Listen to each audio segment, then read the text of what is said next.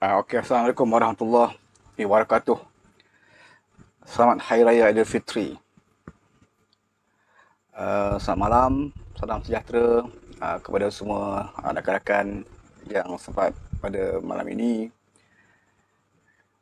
Muhammad Jeffrey Azmi Ismail daripada Al-Ain Abu Dhabi. Okey. Suara macam mana Azmi? Sound okey tak? Malam ni kita tak bersiaran radio, kita buat secara lisan.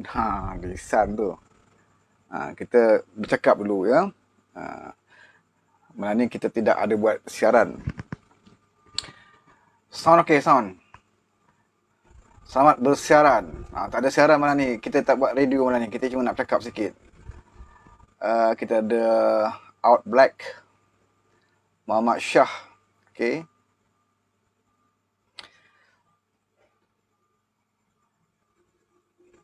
Siapa ni? Muhammad Jeffrey, Muhammad Yasin,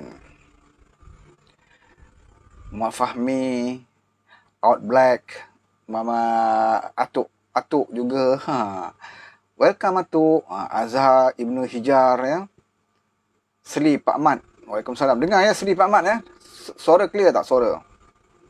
Nia, siapa lagi tu? Zulkifli Muda. Omar. Bukan Omar ni, siapa ni? Effendi Yusof. Suara okey, berasa terus katanya. Terima kasih Azmi Ismail, rakan kita nun jauh ya dekat Al-Ain Abu Dhabi. Abu Dhabi, Qatar ya. Okey, Seli Pak Ahmad, sound okey. Effendi Yusof terbaik katanya. Tech here Gani, Ledang clear. Wah, daripada Ledang Johor. Kawasan Said MP dia Said Ibrahim ya. Ada Palembang Ledang. Ahmad Amin Tajuddin, okey.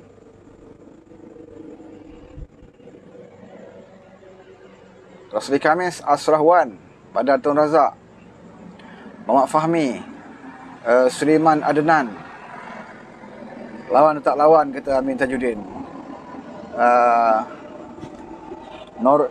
Cikgu Normala Ahmad Johari daripada Pulau Pinang. Cipta Sufian Tapah Perak clear katanya. Nasir Muda sangkut. Apa yang sangkut? Ada pula yang sangkut ni ya.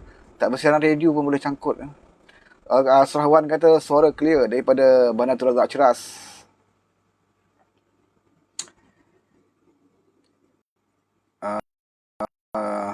Yahya Ahmad. Okey. Izan Yan. Selamat datang Izan Yan. Cahaya Hidupku. Assalamualaikum tuan. Salam Eid Mubarak dari Kampung Atas Tol. Kampung Atas Tol. Atas Tol ke Atas Toy? Tol. Kat mana Kampung Atas Tol ni? Omar Belkis from Gopeng with love.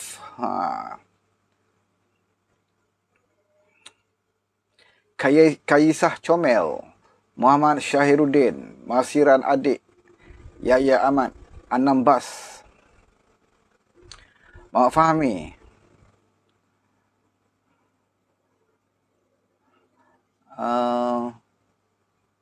dekat skrin laju okay, Maya tak sempat nak baca ya. Okey, yang siapa boleh share, kita minta share lah ya, untuk seketika. Ahmad Syaril ada sangkut-sangkut sikit katanya. Internet lah ni, kena sangkut ni ya. Sikit ke banyak Syaril? Syaril dia orang Kuantan, anak buah Wabi Fauziah Saleh. Omar Belkis, Sani Hakim,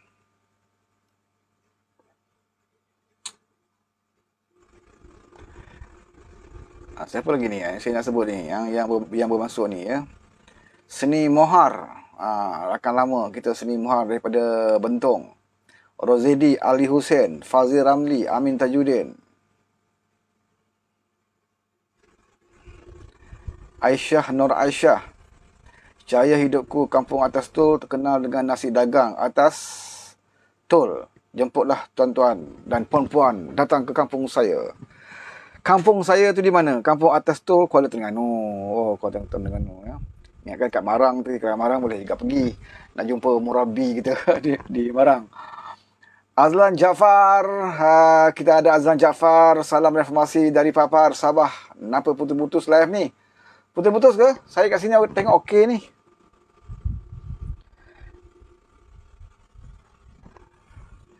Dekat tempat saya ni okey. Tak tahulah putus sebab apa.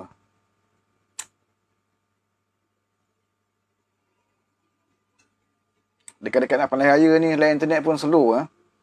Amin Tajuddin lawan dari Gerak 98 Wayah Sekutuan. Terima kasih kepada Amin Tajuddin. Azlan Jaafar stuck live. Betul lah tadi Syarif kata sangkut-sangkut. Ya.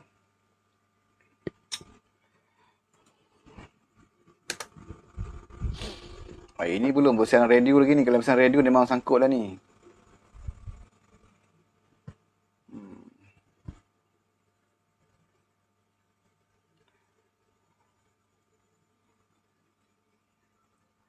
Sesekali putus, memang putus-putus kata Syaril. Tak apalah ya. Putus-putus lah. Kita pun bukan nak lama sangat pun. Mengisi masa ruang yang ada. Okey, pertamanya terima kasih kepada rakan-rakan yang sempat bersama dengan saya pada live waktu ini. Walaupun dikatakan ada sangkut-sangkut ya, seperti kata Ahmad Syaril, sangkut-sangkut ya. Effendi Yusof so far live okey je, tak ada sangkut. Apa lagi ni, Ahmad Messi. Terbaik bang katanya, terima kasih. Kita juga ada Zarah Safi. Muhammad Jadi Tampin suara okey, lawan tak lawan katanya ya. Yang bermasuk saya ucapkan terima kasih. Omar Balkis, cuaca juga kot, langit mendung, renyai-renyai katanya Omar Balkis. Okey Ahmad, Messi. Okey ya, tajuk kita adalah berkenaan dengan kita nak rujuk balik, kita nak ulas dalam ucapan yang dikeluarkan oleh Perdana Menteri ya, Perdana Menteri yang bukan kita angkat lah ya, Perdana Menteri yang merampas kuasa daripada mandat rakyat. Kita juga ada Tanjung Piandang, Parlimen Parit Bunta, lain okey, kata Out Black. Izwan Hafiz, ujung bulan, memanglah sangkut. Betul, ujung bulan kan. Okey. Ujung bulan, PKP lagi ke? Banyak masalah sekarang ni. Ahmad Messi, kita ada juga situ, baru dia tahu langit itu tinggi dan rendah, kata Zarah Safi. Carol Azhar, selamat datang Carol Azhar. Kita nak ulas ucapan yang dikeluarkan oleh Perdana Menteri dengan cara macam kita lihat pun ya, ucapan macam menagih simpati lah, buat muka kesian dia ya, dengan cara dia, riak muka dia. Bob Azhar kata dari awal corona mari Malaysia pahloni. Bukan tak percaya, tapi was-was. Macam-macam cara boleh kena, lagu mana. Wallahualam. Pernah satu kes bulan 7 2020 dan kini mencecah 7K. Buka tutup, ambil vaksin dari 1 minggu ke 2 sehingga 2 minggu masih lagi berjangkit katanya. SOP jaga cerita. Kalau kata buat novel isinya hanya pada muka buku. Panjangnya buat Azhar punya komen ya. Lewat Kelantan lah tu. Berbelit dah lidah nak baca kan. Jadi tuan-tuan boleh baca lah tu yang komen daripada Buat Azhar kita. Terima kasih. Nur Nila, Assalamualaikum Cik Din, lawan tak lawan katanya. Terima kasih. Saslina Alwi daripada Simpang Petang Gilebu. Assalamualaikum, Waalaikumsalam. Nek Aziz, apa pendapat Nek Aziz Junior, apa pendapat abang? Perlu lockdown penuh tak katanya ya. Bukan tentang lockdown ni, bukan sekarang nak tanya. Dulu lagi ya, ramai dah yang mencadangkan supaya kalau nak buat PKP, nak lockdown ni, buatlah betul-betul ya, secara menyeluruh. Biarlah kata orang tu susah sebulan ke 2 bulan, 21 hari ke lockdown, biar susah sekali ya. Semua rakyat Malaysia susah untuk sebulan, untuk 2 bulan, tetapi kita akan mendapat kesenangan di kemudian hari. Itu tujuannya dulu kita kata nak buat PKP, nak lockdown, buat bersungguh-sungguh. Jangan ada kejap lock, kejap buka ya, kejap PKP, kejap macam-macam. Kejap buat tutup, kedai yang belah ni boleh buka ya. Macam baru ni yang berlaku di Genting ya, dalam keadaan semua tempat, ya, kedai-kedai diarahkan tutup, dikawal masanya dan sebagainya, tapi pusat judi Genting dibenarkan beroperasi, ya. Sehingga kan Ismail Sabri sebagai pengurusi MKN menyatakan dia tak tahu Genting tu masih lagi operasi. Sedangkan kerajaan katanya telah memulakan arahan supaya semua tutup. Tetapi bila wartawan tanya kenapa pusat Genting, ya, Genting itu masih lagi operasi, dia kata dia tak tahu. Dan akhirnya bila dah jadi viral, semua dah tahu, bila dah kantoi, barulah keluar satu keputusan arahan tegas daripada kerajaan supaya tutup. Ya. Maknanya kalau tak ditimbulkan, kalau tak diviralkan, maknanya pusat Genting judi di Genting masih beroperasi. Ya, masih lagi beroperasi. Dan ianya kantoi pula apabila berlakunya kluster di Genting. Lebih kurang dalam berbelas-belas orang, ya, yang pergi dalam puluhan orang daripada Kedah.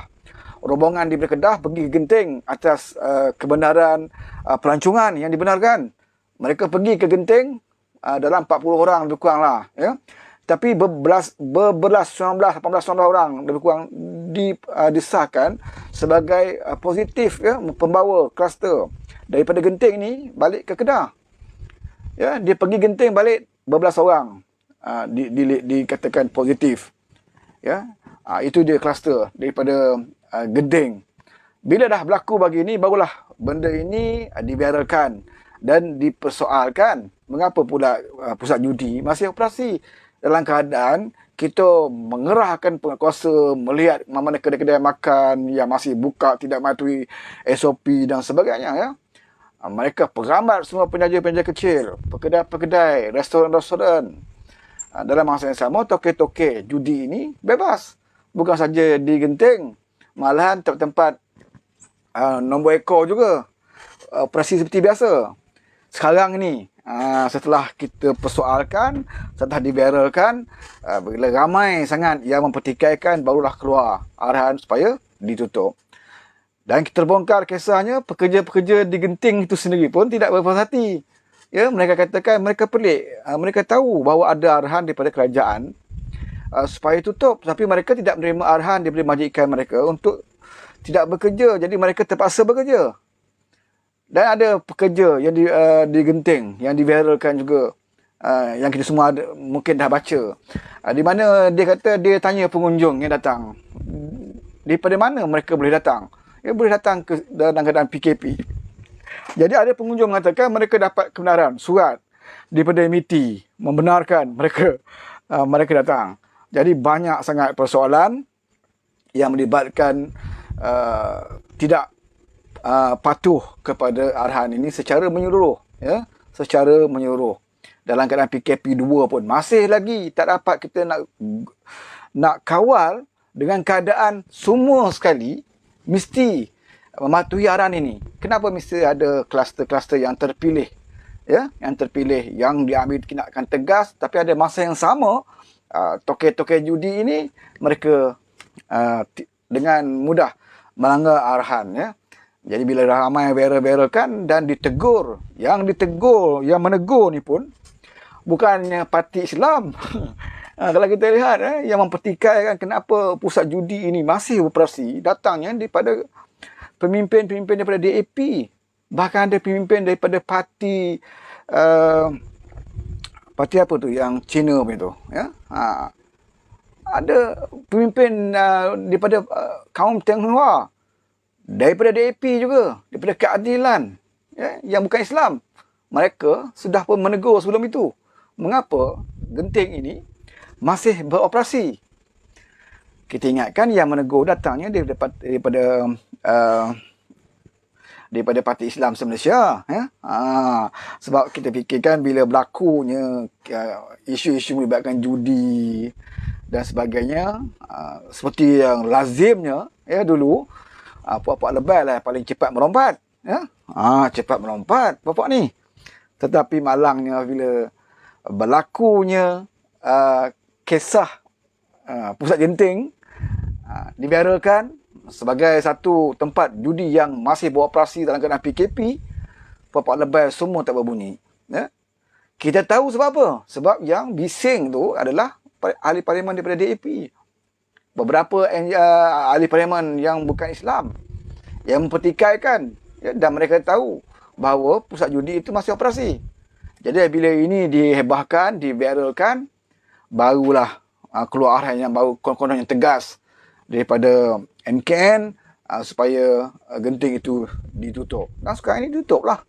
Ya Alhamdulillah memang tutup. Tapi kita persoalkan, dah masuk PKP 2, dengan rakyat ramai dah hilang. Ya, bazar Ramadan ditutup. Sahabat saya pun berniaga di bazar Ramadan, ya, usahakan nak untung, nak dapat modal balik pun tak lepas. Ya, tak habis Ramadan dah kena tutup. Ya, dah kena tutup dengan PKP ni. Jadi dalam keadaan begitu, mengapa ya dibenarkan pihak-pihak yang seperti pusat-pusat judi, token-token judi yang besar-besar ni, ya, Tan Sri punya syarikat-syarikat ni, ya, genting, kumpulan genting ni bukannya orang-orang biasa, bukannya orang-orang macam Pak Cik Kia ke Pak Man ke, kan. Ini semua orang terkaya dalam negara kita, kumpulan genting ni. Jadi kenapa mereka dapat pengecualian, ya? Itu pun nasib baiklah, ya, ada pemimpin DAP yang tegur dan memviralkan, dan beberapa di antara kita lah, ya, yang di luar sini yang juga viralkan perkara ini sehingga mereka tidak dapat lagi untuk berlindung dan tidak dapat lagi untuk memberikan alasan-alasan, maka terpaksalah keluarkan arahan supaya ditutup. Dan sekarang ini ditutup.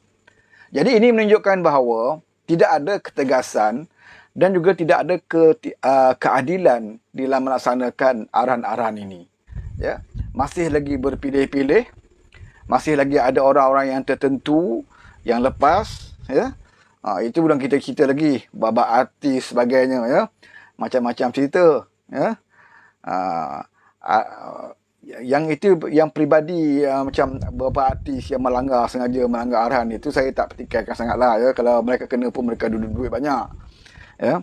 Yang kita pertikaikan ini adalah token-token besar, syarikat-syarikat besar, ya. Nah, jadi ini yang kita pertikaikan, dan akhirnya baru-baru ini Perdana Menteri sendiri bercakap dengan muka sedih dia mengatakan bahawa memanglah dia kata, kalau ikut peribadi dia kata dia lebih suka kepada lockdown sepenuhnya seluruh negara. Ikut peribadi dia lah. Kemudian dia juga kata dia dah tak kisah dah rakyat nak kata apa kat dia. Ya, rakyat nak kata dia bodoh ke. Dia dah tak kisah dah. Orang kata dia gagal ke, dia tak kisah dah, dia kata. Kemudian dia juga sebut bahawa mana mungkin saya boleh jaga 30 juta lebih rakyat Malaysia. Saya tak mungkin boleh jaga. Ya?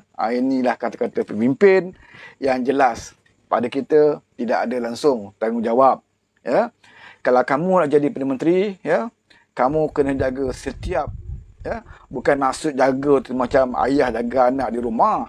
Ya, bermakna kebajikan, keadilan itu mestilah kamu tentukan seluruh rakyat Malaysia, ya, 32 juta rakyat Malaysia, ya, keseluruhannya hendaklah dapat layanan yang adil daripada kerajaan, ya.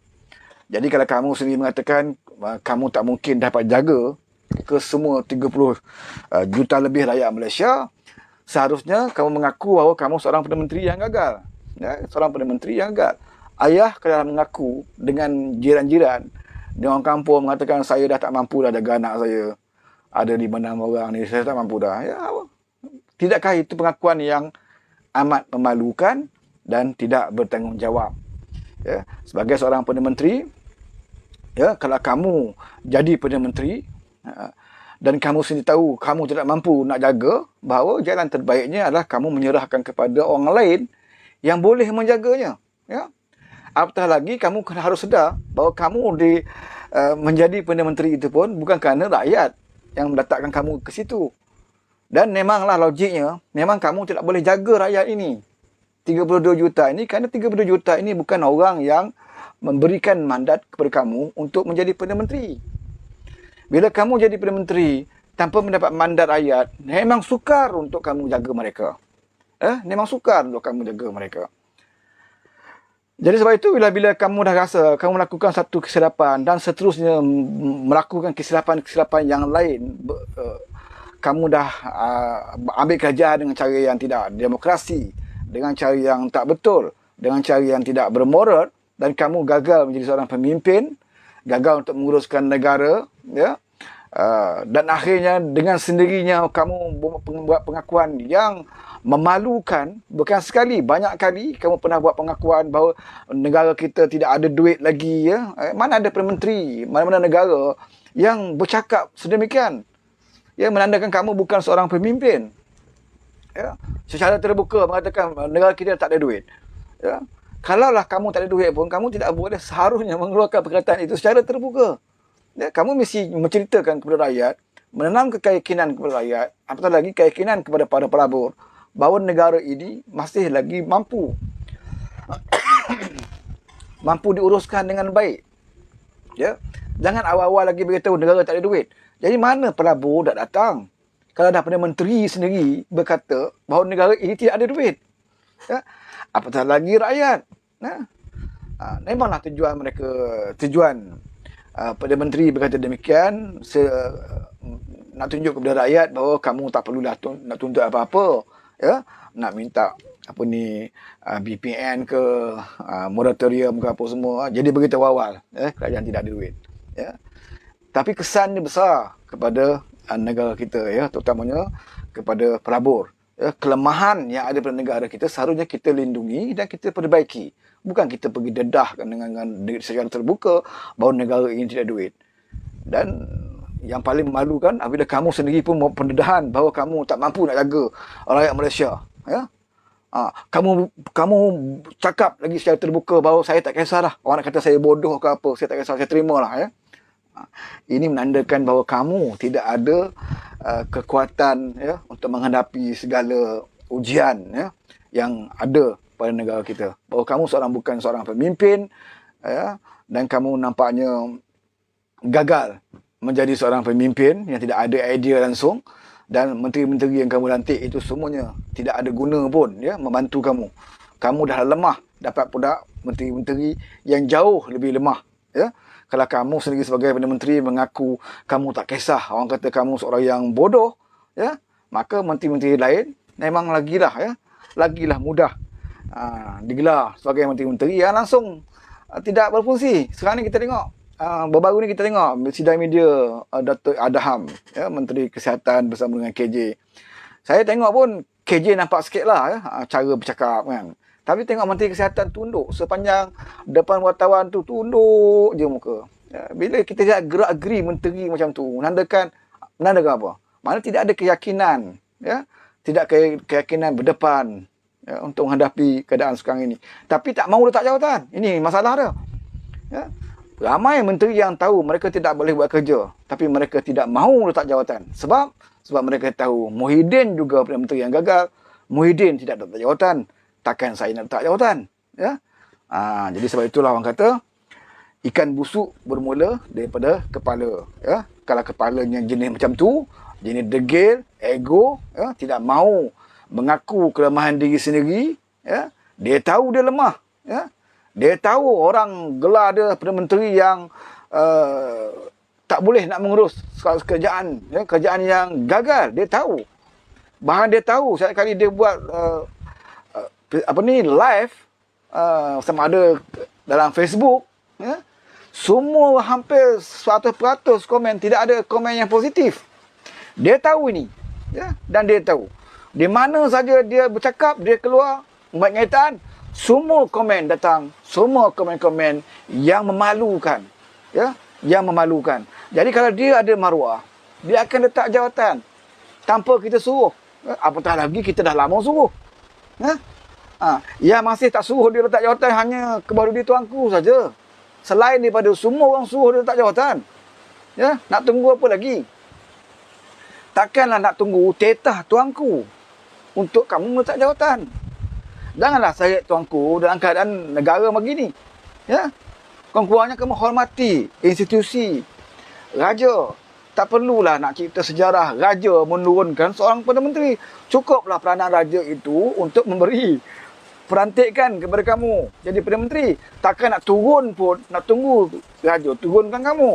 Sepatutnya kamu sedar, kamu dah tak boleh memimpin Kamu mengaku negara tak ada duit. Kamu mengaku kamu tak kisah orang bodohkan kamu. Dan kamu mengaku kamu tak ada jaga rakyat Malaysia. Ya? Apa lagi yang harus kamu lakukan selain daripada berundur? Berilah kepada orang lain. Ya? Berilah kepada orang lain untuk meneruskan pemerintahan dalam negara ini, ya, dan cuba untuk memperbaiki kerosakan yang telah berlaku. Ya? Kalau ini keadaan kamu, jadi seorang Perdana Menteri, ya, lebih baik kamu tidak ada berusaha payah nak jadi seorang pengkhianat. Kerana dulu asalnya kamu nak rampas kerajaan ini kerana kerajaan PH. Kamu katakan gagal. Dan padahal kamu juga berada dalam kerajaan PH. Tapi kamu beritahu kerajaan PH itu teruk. Maka kami terpaksa khianat untuk membentuk sebuah kerajaan Melayu Islam. Sebab itu lebay ni bila puak-puak ni khianat, lebay ni berlari-lari masuk. Ya? Lebay ni berlari-lari, ya. Seng-seng kain dengan jubah-jubah berlari-lari masuk nak pergi Putrajaya. Lebay ni. Sebab kononnya untuk mendirikan daulah Islamiah. Mendirikan sebuah kerajaan Melayu Islam. Inilah peluang kita. Ya, sebelum ini kerajaan PH ini dikawal oleh DAP. Maka inilah peluang kita nak bentuk sebuah kerajaan daulah Islamiah, ya, yang punya seorang khalifah yang pandai berbaca doa dalam bahasa Melayu. Ya, maka lebay-lebay pun seronok sungguh. Ya, dapat jadi menteri alam sekitar, lah. Ya.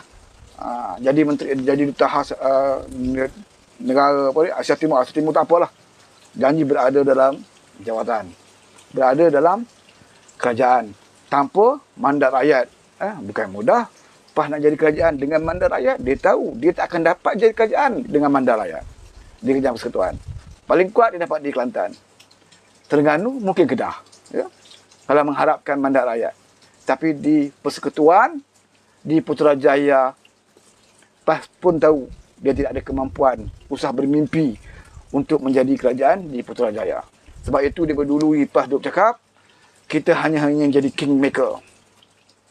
Jadi kingmaker ni hebat katanya. Kalau PH menang, kita masuk dengan PH, kita boleh tentukan. PH ini ikut kehendak kita. Ini kingmaker, penentu kepada sesebuah kerajaan. Jadi kalau kerajaan BN menang, dia kata, kita kingmaker, kita boleh tentukan kehendak kita. Mereka akan ikut. Tak ikut, kita tarik sokongan.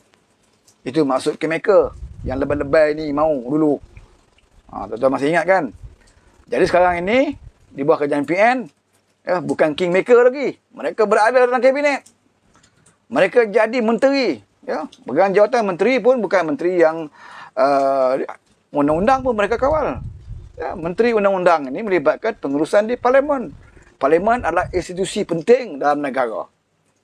Parlimen adalah institusi penting dalam negara.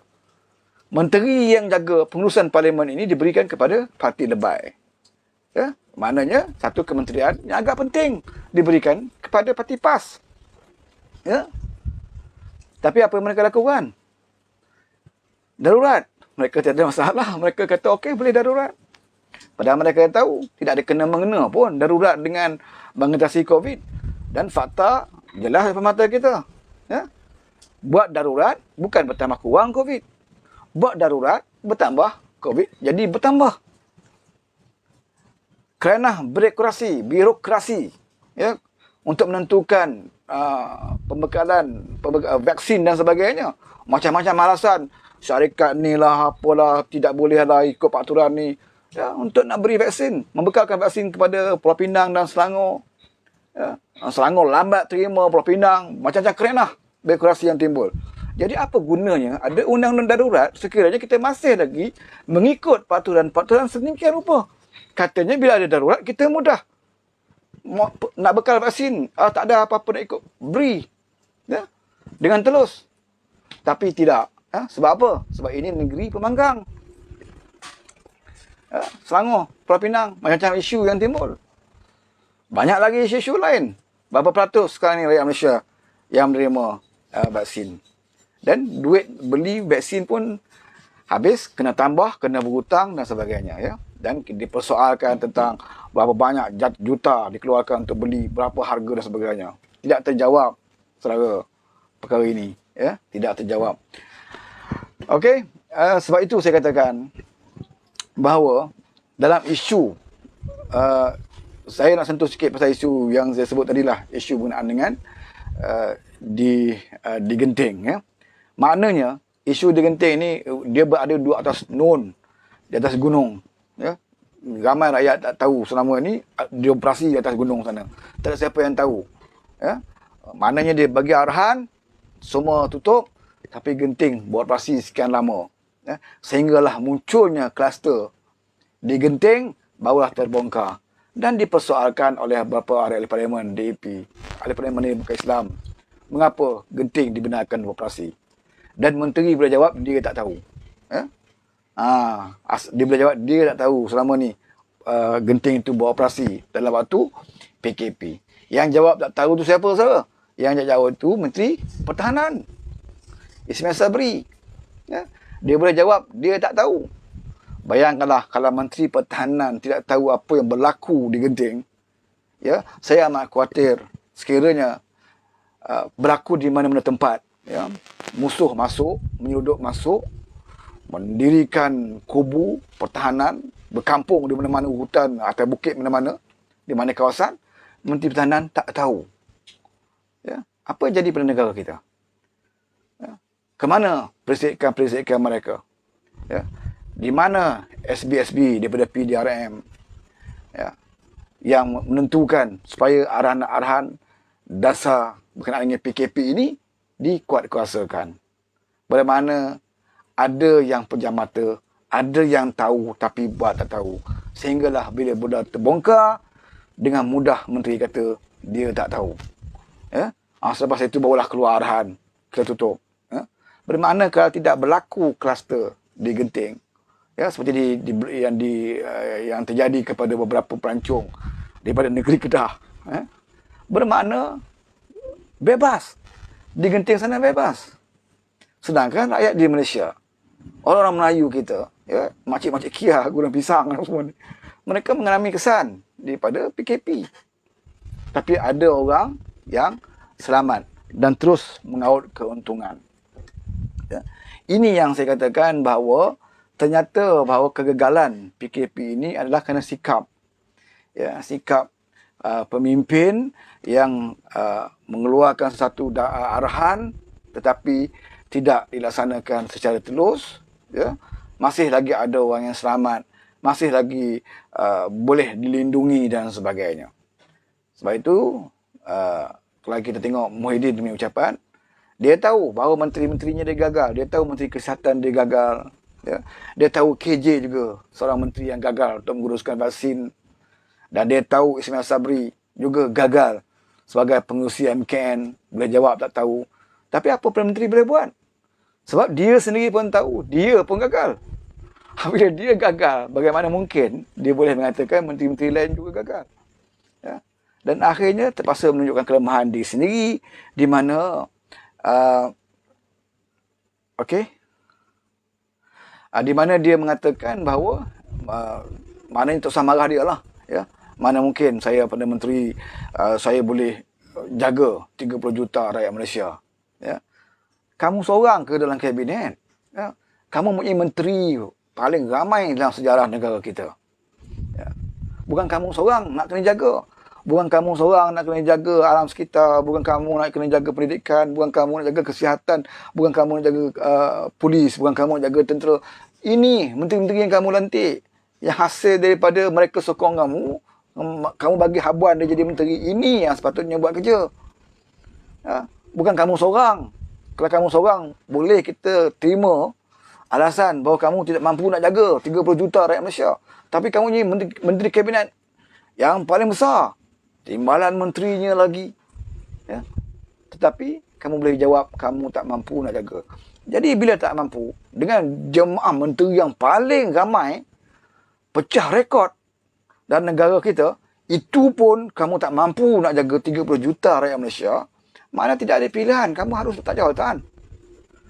Kamu harus letak jawatan. Tapi kalau kamu masih lagi tidak jawatan, bermakna kamu tahu kamu gagal, kamu tahu kamu ngaku kamu tak mampu nak jaga rakyat Malaysia, tapi kamu masih lagi nak jadi Perdana Menteri, bermakna kamu sekarang ini tengah menzalimi, ya, tengah menzalimi rakyat Malaysia. Sebab kamu sendiri tahu kamu tak mampu. Tapi kamu tak nak lepaskan jawatan. Bermakna kamu dengan sengaja menzalimi rakyat Malaysia. Dengan sengaja menyakiti rakyat Malaysia. Ya. Sebab itulah kita lihat lepas satu persatu bala bencana malapetaka yang berlaku pada negara kita ini. Selain daripada wabak, baru ini berlaku juga LRT. Pelanggaran LRT. Ya. Dan paling kesalnya, menteri tidak ada yang serius bercakap tentang insiden yang berlaku baru ini. Bukan sikit-sikit, 40 lebih, berapa ratus yang cedera, 40 lebih. Yang agak parah. Ya. Ini bukan isu yang kecil kalau berlaku di negara lain. Negara Jepun contohnya. Ya. Menterinya akan letak jawatan. Bahkan berlaku di Jepun, menteri sampai bunuh diri apabila sesuatu kementerian yang jaga itu gagal. Beberapa negara, bila ekonomi jatuh, di Jepun, ada menteri bunuh diri. Sebab rasa malu, rasa bertanggungjawab kerana gagal. Mata wang jatuh pun, ya, ada menteri yang bunuh diri. Rasa malu, bertanggungjawab. Kereta api bawah tanah berlanggar di Jepun. Dan beberapa negara lain, menteri dia letak jawatan. Sebab rasa malu dan bertanggungjawab. Tapi di Malaysia, ya, berlanggar lah, hilang lah kapal terbang pun. Pesawat hilang ke, sebiji, 2 biji hilang. Ya, berlakulah macam-macam. Pencerobohan di Lahad Datu dulu, kita masih ingat. Ya, berlaku banyak peristiwa. Tentera masuk pemberontak pengganas masuk dalam kem tentera, rampas senjata, berkubu. Berlakulah yang agak serius, tapi menteri relax. Ya. Tidak ada rasa tanggungjawab. Ya. Samalah seperti ini yang berlaku. Perkembangan baru ini berlaku arti. Apa komen menteri? Apa komen mereka? Apa yang mereka umumkan tentang papasan kepada mangsa-mangsa? Ya. Tajudin. Ini antara orang dia. Ya. Kita tak kisahlah tentang dia pakai dia pakai pelindung muka yang terbalik tu kan. Tak kisahlah kan. Tapi apa peranan dia dalam isu ni? Ya, bukan tidak kena-mengena dengan dia. Ya, baru ni kita lihat dia wawancara live dalam LRT. Dan selepas itu berlaku pelanggaran di LRT. Ya. Ini kecewayan. Ya, ini kecewayan. Dan seharusnya pada menteri memanggil menteri dan minta penjelasan dan satu tindakan yang tegas kepada menteri. Tapi oleh kerana Perdana Menteri itu sendiri lemah, mana mungkin dia boleh mengambil tindakan yang serius kepada menteri-menteri yang berkaitan. Ya. Sebab itulah kita lihat satu persatu dan kita mohonlah, ya, kita berdoa supaya bencana yang lain, ya, tidak berlaku kepada negara kita ini, angkara daripada pemimpin-pemimpin yang jadi pemerintah negara kita ini, ya, yang khianat, yang tak tahu buat kerja, yang masih lagi tak sedar diri, sombong, tahu kepada kelemahan dia, tahu bahawa dia tu di hari-hari maki hamun oleh rakyat Malaysia, bukan secara tertutup, secara terbuka. Bukalah komen-komen mana-mana menteri pun, ya, dalam tweetnya ke apa, dalam Facebook, boleh buka, kita boleh tengok komen. Ya. Kita boleh tengok komen. Dan Jcom sendiri, yang dia upah untuk nak backup menteri-menteri ini, dah tak mampu nak backup. Dah tak mampu nak backup dah. Ya, Jcom pun. Sebab mereka sendiri pun rasa, ya, mereka sendiri pun rasa susah. Berapa sangatlah mereka dapat.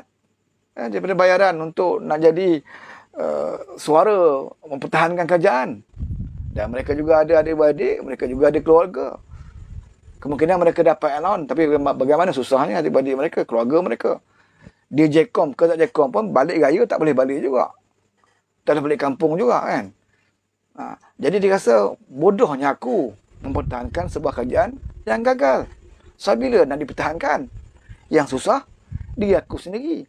Walaupun aku kerja Jcom pun, kalau Jcom boleh balik raya, okey juga kan. Masalahnya Jcom pun tidak boleh balik raya juga. Jadi kita fikir, memang sewajarnya. Jadi sebab itulah bila Datuk Seri Anwar Ibrahim, dan saya tak live-nya selalu menyebut ya kegagalan ini, kegagalan ini. Ramai yang kata, oh Datuk Seri Anwar Ibrahim tu sebut kegagalan kerajaan kerana beliau nak menggantikan tempat Muhyiddin. Ini bukan isu dia. Ya. Ini kan isu dia. Anwar pun dah sebut. Dia kata dia dah tak ada dah nak cerita tentang nak pergi jumpa Agung, bawa numbers, ya, SD dan sebagainya. Ya, dia nak fokus pada PRU sekarang ni, Anwar Ibrahim. Ya, bukan kerana dia tak ada numbers. Dia pun dah sebut sampai sekarang pun dia ada lagi sokongan. Tapi sampai bila nak bawa mana sokongan tu? Adakah semata-mata Anwar nak tunjuk depan wartawan kalau dia boleh jadi Perdana Menteri dengan sokongan tu? Bermakna sokongan tu ada, tapi kalau tidak diberi kesempatan untuk ditunjukkan, untuk dibuktikan, mana Anwar tidak boleh buat apa. Akhirnya Anwar mengatakan tak apalah. Ya, tak apalah, kita tunggulah PRU.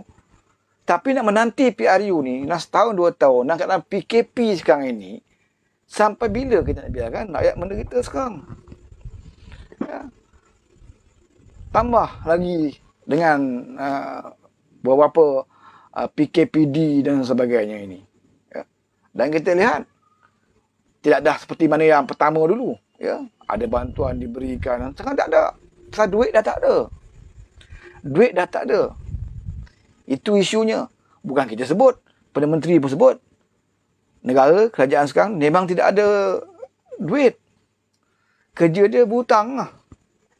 Korek sana, korek sini, korek sana, korek sini. Dan amat malang lah ya. Satu ujian yang besar sekiranya berlaku peralihan kuasa. Jadi siapa jadi Perdana Menteri, satu ujian yang besar adalah untuk memulihkan kembali ekonomi negara kita hasil kerosakan yang dilakukan oleh Muhyiddin Yassin dan kerajaannya. Kalau waktu PH perintah dulu, ya, kita diuji untuk mengembalikan balik ekonomi negara setelah berlakunya berbagai-bagai skandal. Suatu era di zaman UMNO Barisan Nasional, kita PH ambil alih, kita kena perbaiki. Banyak kita kena gubal balik macam. Dan tabung haji kita kena bermula daripada zero. Sampai orang kata, oh tabung haji ni jatuh. Dia punya, apa panggil? Hisbah. Bukan hisbah, betul lah. Dia punya keuntungan tabung haji bagi penjarum jatuh. Lembaga tabung pun jatuh. Senang bukan jatuh. Kita kena kemaskinikan. Perbaiki balik kerosakan yang ada. Bermula daripada zero. Mestilah sikit kejatuhan di zaman PH. Dan hasilnya sekarang kita tengoklah. Ya. KLBSP, lembaga tabung meningkat. Sebab kita dah mula buat pembersihan waktu dalam kerajaan PH. Ini ujian bagi kita. Nak perbetulkan balik. Di zaman UMNO Barisan Nasional, kerosakan ini berlaku. Ya. Kalau kita tanya kepada UMNO Barisan Nasional, memang dia tak ngaku lah. Dia kata Najib buat tu bagus. Itu yang terbaik. Najib banyak bagi duit. Memanglah dia buat GST. Bila ada GST 40 bilion lebih setahun dia boleh dapat. Ya, bila duit banyak boleh tabur lah.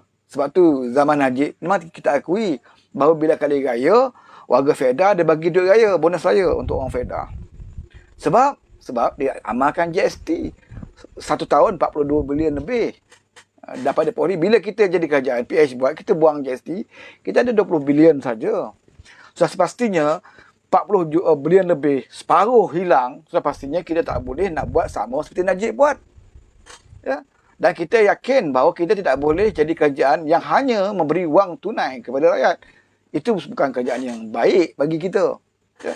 Kita yang paling penting, kalau kamu nak bantu rakyat, yang pertama sekali, kamu kena bantu pulihkan ekonomi, bantu basmi rasuah dan penyelewengan. Kerana ini punca menjadikan rakyat susah. Ini punca menjadikan ekonomi jadi teruk. Sebab ekonomi negara ini tak akan boleh meningkat sekiranya ada amalan-amalan rasuah berlaku. Jadi sebab itu kerajaan PH dulu memang tak macam Najib. Bagi duit banyak-banyak pada rakyat. Sebab pengutamaan kita bersihkan dulu kekotoran yang ada. Ya? Jadi bila kita bersihkan kotoran yang ada, sudah pastilah rakyat kata, oh PH perintah aku tak dapat apa. Ya? Aku tak dapat seperti mana Najib bagi. Warga Fedah pun bising sebagainya kan. Dan kita akui, memang kita tak bagi seperti mana Najib bagi. Pertama, kita sudah hilang separuh daripada pendapatan negara. apabila kita menghapuskan GST. Dalam masa yang sama, kita juga dalam usaha untuk memperbaiki balik kerosakan dan mendapatkan balik duit-duit yang telah pun hilang. Walaupun sekarang ni kalau kita tanya pemimpin-pemimpin UMNO, beberapa macam Lokman Adam, dia masih mengakui bahawa zaman Najib dulu terbukti dia kata Najib bukanlah orang yang mencuri duit apa semua kan. Itu bab mahkamah. Sebab itu kita tak mahu lagi dah bertengkar dengan UMNO nak isu Najib. Ya. Tugas kita bila kita dapat satu bukti tentang perlibatan Najib dalam skandal, kita buat mahkamah. Najib bersalah atau tidak, biarlah mahkamah tentukan. Zain Ambidi, begitu juga kita bawa ke mahkamah dulu. Kita buat laporan. Ya. Dan kita minta disiasat. Dan kemudian dibawa ke mahkamah. Sebab itu sama sekarang ni, tuan-tuan tengok. Datuk Seri Anwar Ibrahim pun tak pernah sentuh pasal Najib. Ramai yang cakap, mungkin sekarang ni Anwar mengharapkan sokongan daripada UMNO. Mungkin Anwar sekarang mengharapkan Najib sokong beliau. Maka sebab itu dah Anwar dah tak serang Najib. Buat apa nak serang lagi? Segala yang kita sebut dulu, sekarang ini telah berada di mahkamah. Dan cara Anwar ini, bila dia dedah satu perkara, ya, dan perkara itu telah dibawa ke mahkamah, itu terpulang kepada mahkamah. Kalau betul Najib tak bersalah, Najib kena pertahankan diri dia di mahkamah. Ya, tugas kita ada laporan, kita buat aduan dan kita minta siasatan, dan sekiranya ada kes, bawa mahkamah. Apa masalahnya? Sebab Anwar pun mengalami perkara yang sama. Beliau dibawa mahkamah. Walaupun ternyata itu fitnah, tapi beliau hadapinya di mahkamah. Soal kalah menang soal lain. Ya? Soal kalah menang soal lain. Tapi Anwar berdepan dengan mahkamah. Ya? Walaupun semua orang tahu. Ya? Tuduhan-tuduhan mengarut yang diberikan terhadap Anwar Ibrahim. Tapi mengarut macam mana pun, Anwar sanggup berdepan di mahkamah. Ya? Tuduhan pada Najib ni nak dibandingkan dengan tuduhan pada Anwar, saudara. Walaupun melibatkan duit bilion ringgit Najib, tapi tak ternilai ya, dari segi tuduhan fitnah ini kepada Anwar Ibrahim. Walaupun fitnah pada Anwar Ibrahim ini tidak melibatkan wang, ya, berbilion-bilion ringgit, tidak melibatkan penyelewengan harta, tapi ini melibatkan maruah diri dia, maruah isteri dia, anak-anak dan keluarga dia. Ini maruah adalah benda yang tidak ada nilai, yang tidak boleh dibandingkan dengan nilai apa yang ada di muka bumi ini. Maruah itu lebih jauh bernilai daripada harta, jawatan dan juga kekayaan. Sebab itu tuduhan kepada Anwar ini nak dibanding dengan tuduhan kepada Najib, jauh berat tuduhan kepada Datuk Seri Anwar Ibrahim. Walaupun tidak mendapatkan satu sen pun duit. Ya, tapi maruah itu. Tapi Anwar hadapinya. Ya. Beliau tak masuk mahkamah, beliau masih belum dibawa ke mahkamah, beliau berlawan. Ya, beliau berlawan. Beliau pergi mana tempat mempertahankan diri dia. Sehinggalah beliau dikurung dalam penjara. Dalam penjara pun beliau masih berlawan. Beliau tak mengaku. Ya. Beliau masih berani lagi menyatakan kenyataan-kenyataan walaupun berada dalam penjara. Diugut bagaimanapun, dia masih berjuang dalam penjara. Sakit pinggang, bawa hospital, masuk, keluar, dia lawan. Dikeluarkan dia dari penjara pun, dia terus lawan. Inilah Anwar Ibrahim. Ya, inilah Anwar Ibrahim. Jadi Najib, jangan risau. Kalau kamu rasakan, kamu dulu difitnah, kamu dulu bukanlah orang yang terlibat dalam satu NDB, SRC dan sebagainya, apa masalah kamu lawan di mahkamah? Anwar pun dah tak serang kamu. Ya, kamu sekarang ni berdepan di mahkamah. Yang duk serang kamu sekarang, yang tak henti serang kamu adalah Mahathir. Dan kita tahu Mahathir ni memang dia bukan kerana keterusan, kerana sifat beliau menentang rasuah. Ini kerana dendam peribadi dia kepada Najib. Sebab tu bila Najib dibawa ke mahkamah, dah dihadap mahkamah pun, Mahathir masih lagi menyerang Najib, tak berhenti-henti. Ini beza dengan Anwar Ibrahim. Anwar Ibrahim hentam Najib dalam satu skandal, satu NDB, ya. Suatu Najib jadi Perdana Menteri. Ya. Ini memang betul. Kita lawan satu isu satu NDB. Tapi bila kes ini dibawa ke mahkamah, Anwar tidak berbunyi sepatah pun lagi tentang skandal satu NDB. Sebab bagi Anwar, tugas kita, apabila kita dapat melihat satu perkara yang tak betul, satu perkara yang tak betul berlaku, kita minta siasat Dan kita minta kalau ada asasnya, didakwa di mahkamah dan terpulang kepada mahkamah. Ya. Berbeza dengan Mahathir Mohamad. Dia tak puas hati. Ya. Walaupun suatu Najib dibawa ke mahkamah zaman dia jadi Perdana Menteri. Ya. Zaman dia jadi Perdana Menteri bawah Ketua Kerajaan Partai Harapan, masih lagi dia tak puas hati. Ini panggil Mahathir Mohamad. Dan bila dia hilang kuasa, dia cukup bimbang. Kalau Najib ini terlepas daripada hukuman di mahkamah. Sebab itu tak berhenti beliau duduk menyerang Najib sekarang ini. Jadi tuduhan orang mengatakan Anwar Ibrahim tak serang Najib kerana Anwar mengharapkan seorang Najib, tidak. Tidak betul sama sekali, sebab kita lihat Anwar ni satu sikap dia bukan saja Najib saja. Sesiapa pun bila lawan, sewaktu beliau bertempur, masa dalam perlawanan, bila orang itu dihadap ke mahkamah, Anwar tak campur tangan. Ya, Anwar tak campur tangan. Kalau dia betul Najib tak bersalah, dia pertahankan diri dia di mahkamah. Tapi adakah mahkamah di bawah Muhyiddin Yassin ini mahkamah yang boleh diharapkan oleh Najib, ya, untuk mempertahankan diri dia? Ya. Sebab itu kita tengok beberapa pemimpin UMNO yang di atas ni, terutamanya yang ada masalah, ya, cukup bermain tarik tali lah, ya, dengan kerajaan PN sekarang ni. Ya, di depan UMNO mereka sebut mereka nak lawan kerajaan Perikatan Nasional, ya. Tapi bila sampai berdepan dengan kerajaan Perikatan Nasional, mereka tak berani menarik sokongan. Sebab mereka ada masalah. Ya. Dan mereka masih mengharapkan lagi supaya masalah-masalah mereka ini diselesaikan oleh kerajaan Perikatan Nasional. Ya. Sebab itulah kita katakan bahawa cukup susahlah, ya, bagi mana-mana pemimpin yang ada masalah, ya, untuk berjuang secara berani seperti mana Datuk Seri Anwar Ibrahim. Ya. Itu bezanya Anwar Ibrahim dengan Najib ni.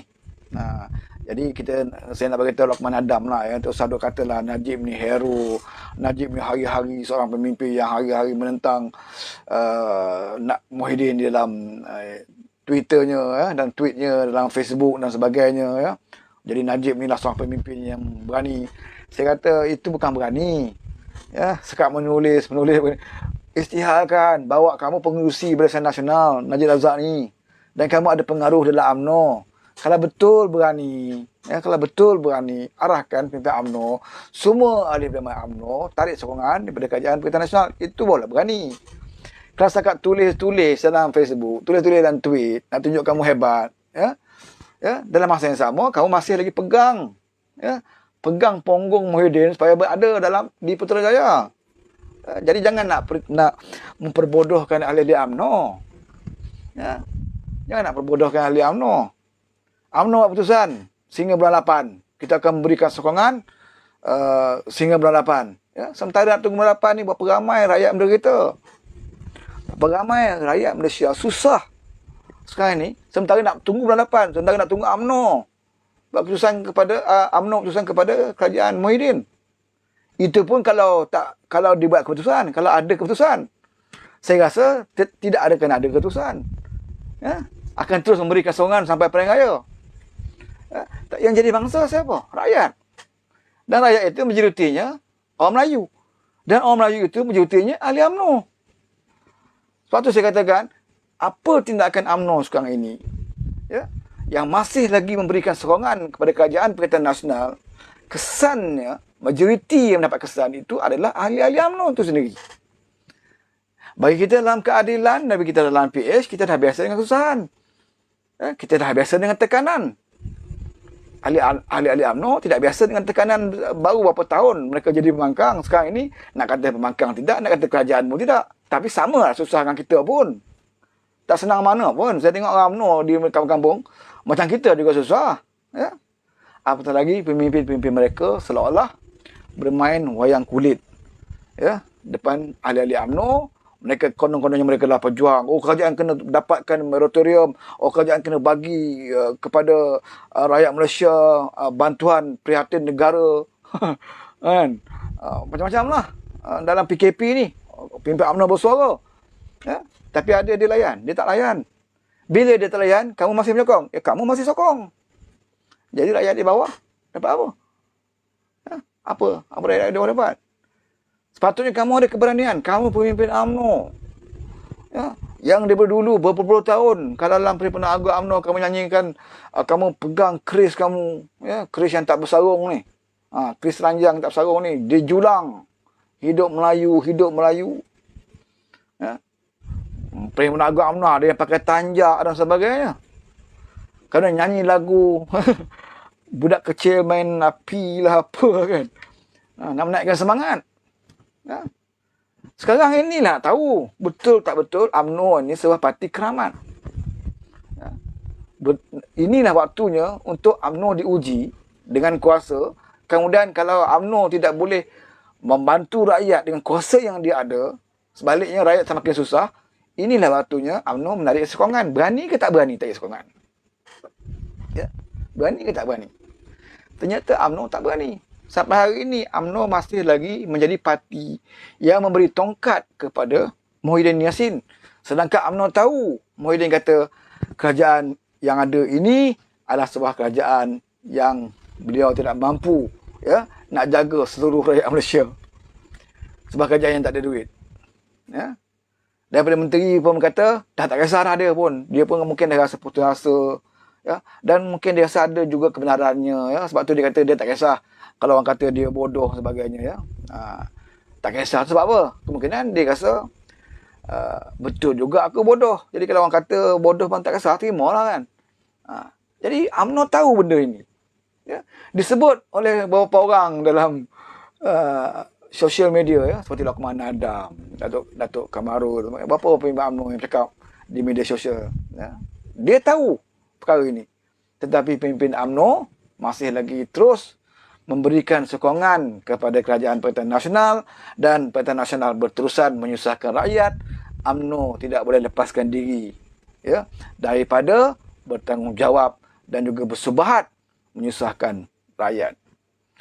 Bila sebut rakyat susah, majoritinya adalah orang Melayu. Bila sebut orang Melayu, majoritinya orang Melayu ini kebanyakan berada dalam parti UMNO dan juga parti Lebay. Ya. Dua-dua parti ni, UMNO dan parti Lebay ni adalah dua parti yang masih lagi mendukung kerajaan Perhentian Nasional. Baik buruknya kerajaan Perhentian Nasional ini, ya, sahamnya dapat kepada UMNO. Sahamnya dapat kepada parti PAS. Jadi tak payahlah pemimpin UMNO nak bercerita dapat ahli UMNO, inilah parti yang membela nasib mereka. Tak payahlah orang Lebay ni, ya, dalam Facebooknya nak keluarkan hadis ni, dalil ni, macam-macam lah. Nak beritahu dengan walau-walau, inilah parti Islam yang membela kamu selama ini. Ya.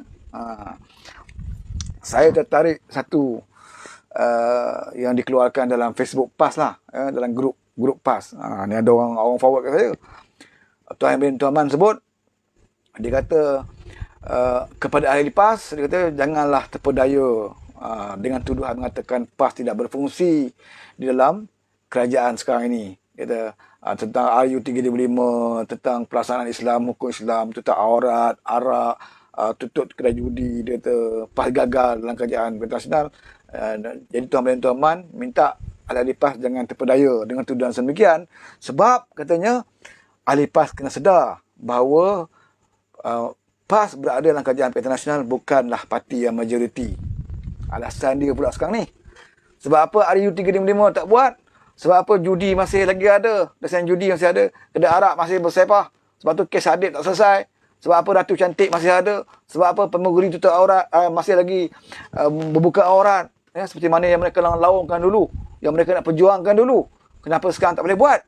Alasan tuan-tuan adalah kerana PAS sekarang ini walaupun berada dalam kerajaan Perhentian Nasional, tetapi PAS bukan majoriti. Ini alasan dia pula. Alasan dia bukan majoriti. Sebab tu tak boleh buat.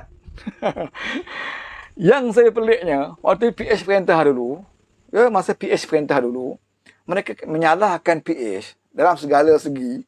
Ya, dari segi tabung hajinya, dari segi pemandu mabuknya, kes adibnya, ya, RU 355 macam-macam lah.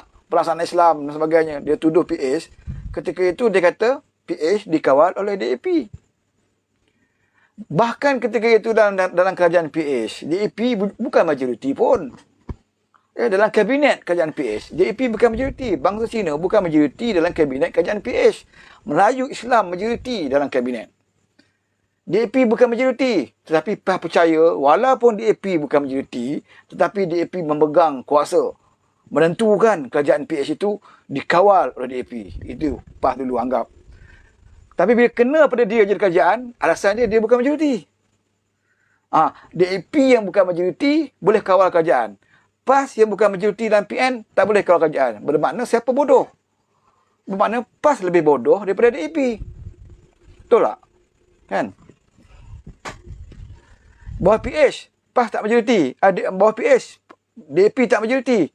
Tapi DAP dituduh oleh PAS sebagai orang yang kontrol kerajaan PH. Walaupun parti itu bukan majoriti dalam kabinet. Ya? Dalam kabinet, bukan penentu dasar. Sikit bilangannya. Ya? DAP. Tapi PAS kata inilah kerajaan PH ini dikawal oleh DAP. Walaupun bukan majoriti. Tapi bila bawah kerajaan PN, PAS bukan majoriti, PAS tidak boleh menentukan dasar dan hala tuju kerajaan PN. Alasan tuan-tuan, sebab itulah banyak siasat Islam, agenda-agenda Islam tidak boleh dilaksanakan kerana PAS bukan majoriti. Kalau DAP bukan majoriti, dikatakan boleh kawal kerajaan PH. PAS bukan majoriti, tak boleh kawal kerajaan Melayu Islam kerajaan nasional, bermakna PAS lebih bodoh lah berbanding dengan DAP. Ya? Mana DAP dia bercakap lah, walaupun dia bukan majoriti, tapi dia boleh kawal kerajaan PH. Bukti dia apa? Bukti dia apa? DAP ni boleh kawal kerajaan PH.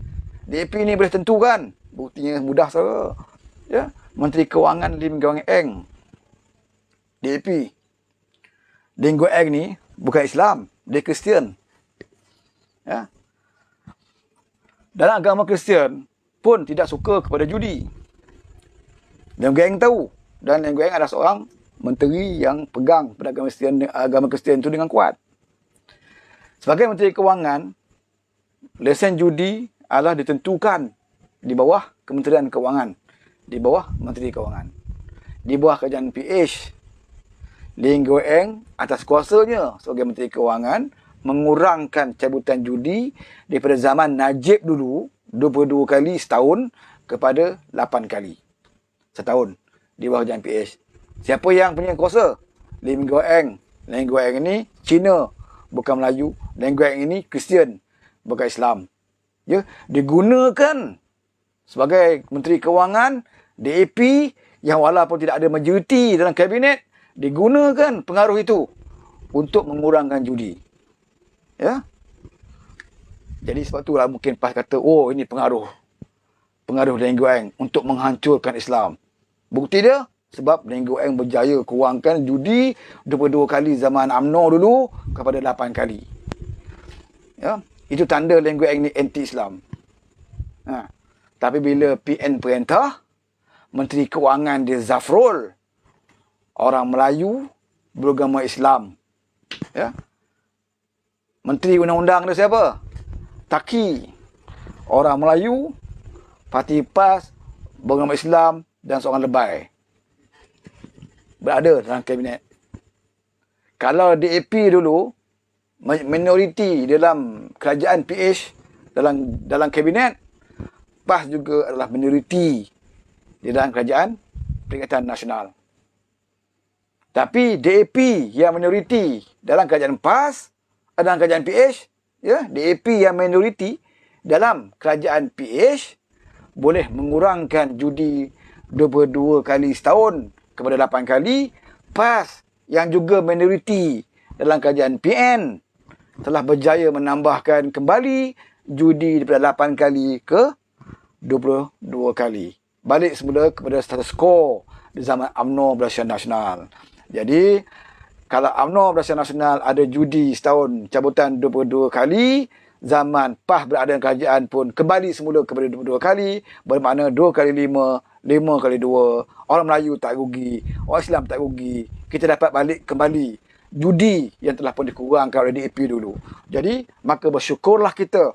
Sepatutnya kita kena sujud syukur Sebab kita berjaya perjuangkan kembali judi yang diasaskan di zaman UMNO dulu, kita berjaya kembalikan. Judi yang diasaskan zaman UMNO dulu yang telah pun dikurangkan oleh DAP, Leng Goeng, kita telah berjaya perjuangkan untuk dapatkan kembali kepada 22 kali. Maka orang Melayu Islam seharusnya bersyukur dan mengadakan sujud syukur. Sebab itulah tak pelik saudara, kerajaan yang ada hari ini, kerajaan ekonomi dan lingkup, pendidikannya lingkup, ya, sosialnya lingkup, hubungan silaturahim selama kawan, adik-beradik, mak dengan ayah terpisah, tak boleh nak bertemu.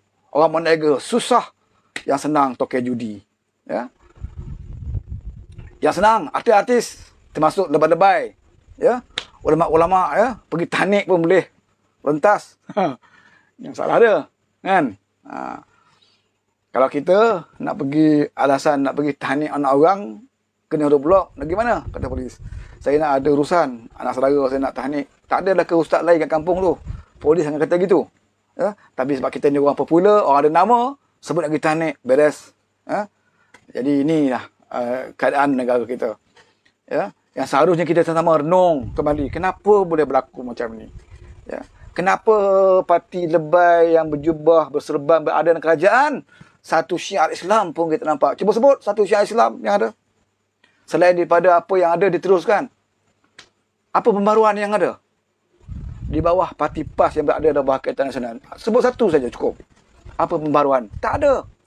Kalau tanya zaman kita, kita boleh sebut. Ya? Dari segi kuota tabung haji, kita buat perubahan. Ya? Kita status semula tabung haji. Kemudian kata, oh tabung haji kita zaman DAP, kita jual aset-aset tabung haji. Mereka dah jadi kerajaan sekarang, siasatlah. Ya? Mujahid, Dr. Mujahid cabar. Dulu masa kami jadi PH, kamu desak supaya adakan lembaga siasatan, ya, PAC, untuk menyiasat penjualan aset tabung haji. Suatu kami jadi kerajaan, mungkin kamu kata, oh kamu jadi kerajaan, kamu tak nak buat. Okey, sekarang ni kami dah di kanan, kami dah jatuh. Kami tak jadi kerajaan. Kami dah jadi pembangkang sekarang ni. Yang jadi kerajaan kamu. Kamu buat siasatan. Siasatlah tabung haji. Betul ke? Mujahid jual. Betul ke? Leng Goeng jual. Kamu kerajaan sekarang, kenapa tak buat? Siasat. Berapa kali Mujahid kata, okey, saya dah tak jadi menteri sekarang ni. Saya dah tak jadi kerajaan sekarang ni. Kuasa tangan kamu. Kamu siasat tabung haji. Buka balik siasatan. Apa yang kamu tuduh dulu, kenapa tak buat? Sebab kamu takut, kamu bila kamu buat kantoi, supaya rakyat tahu bahawa yang PH buat itu benda yang betul. Sebab itu tabung haji sekarang dapat uruskan dengan baik. Sebab kita dah cuci habis. Zaman BN dulu kita tahu. Ya, macam-macam perkara yang berlaku. Bila kita dah cuci habis, Kerajaan Muhyiddin masuk, dah terima benda yang dah bagus. Teruskan je. Ya? Kota kepada menteri-menteri kita dah hapus lama zaman kita. Zaman BN dulu menteri-menteri ada kota pergi Mekah. Kota ini dah menyebabkan ramai. Kota ini dah menyebabkan ramai yang lambat nak pergi ke Mekah. Pakcik-pakcik kita, orang tua kita, ya, bersusun nak tunggu giliran nak pergi ke Mekah. Sampai yang ada dah tak sempat pergi Mekah dah. Mati mentu je, tak sempat pergi Mekah. Sebab nak tunggu pergi giliran tu lama. Sebab adanya kota-kota menteri ini.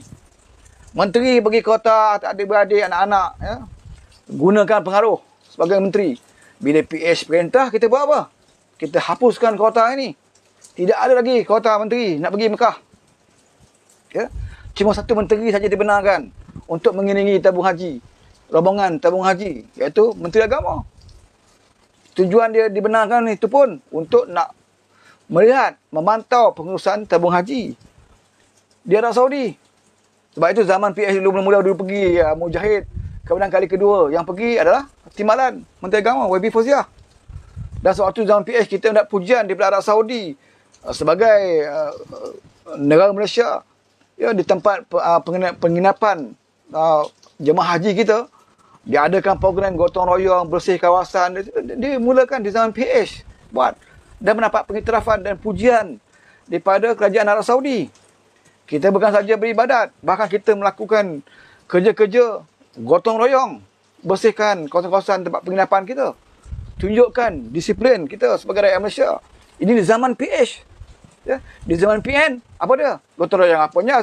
Azmin Ali seorang je yang mop lantai. Ya? Baguslah. Zaman PH dulu kita panggil pakat jemaah, ya, bersih kawasan sebagai aktiviti program kita di tabung haji. Ya. Bertunjuk kepada Arab Saudi bahawa kita satu jemaah Malaysia yang berdisiplin, yang menjaga kebersihan dan sebagainya.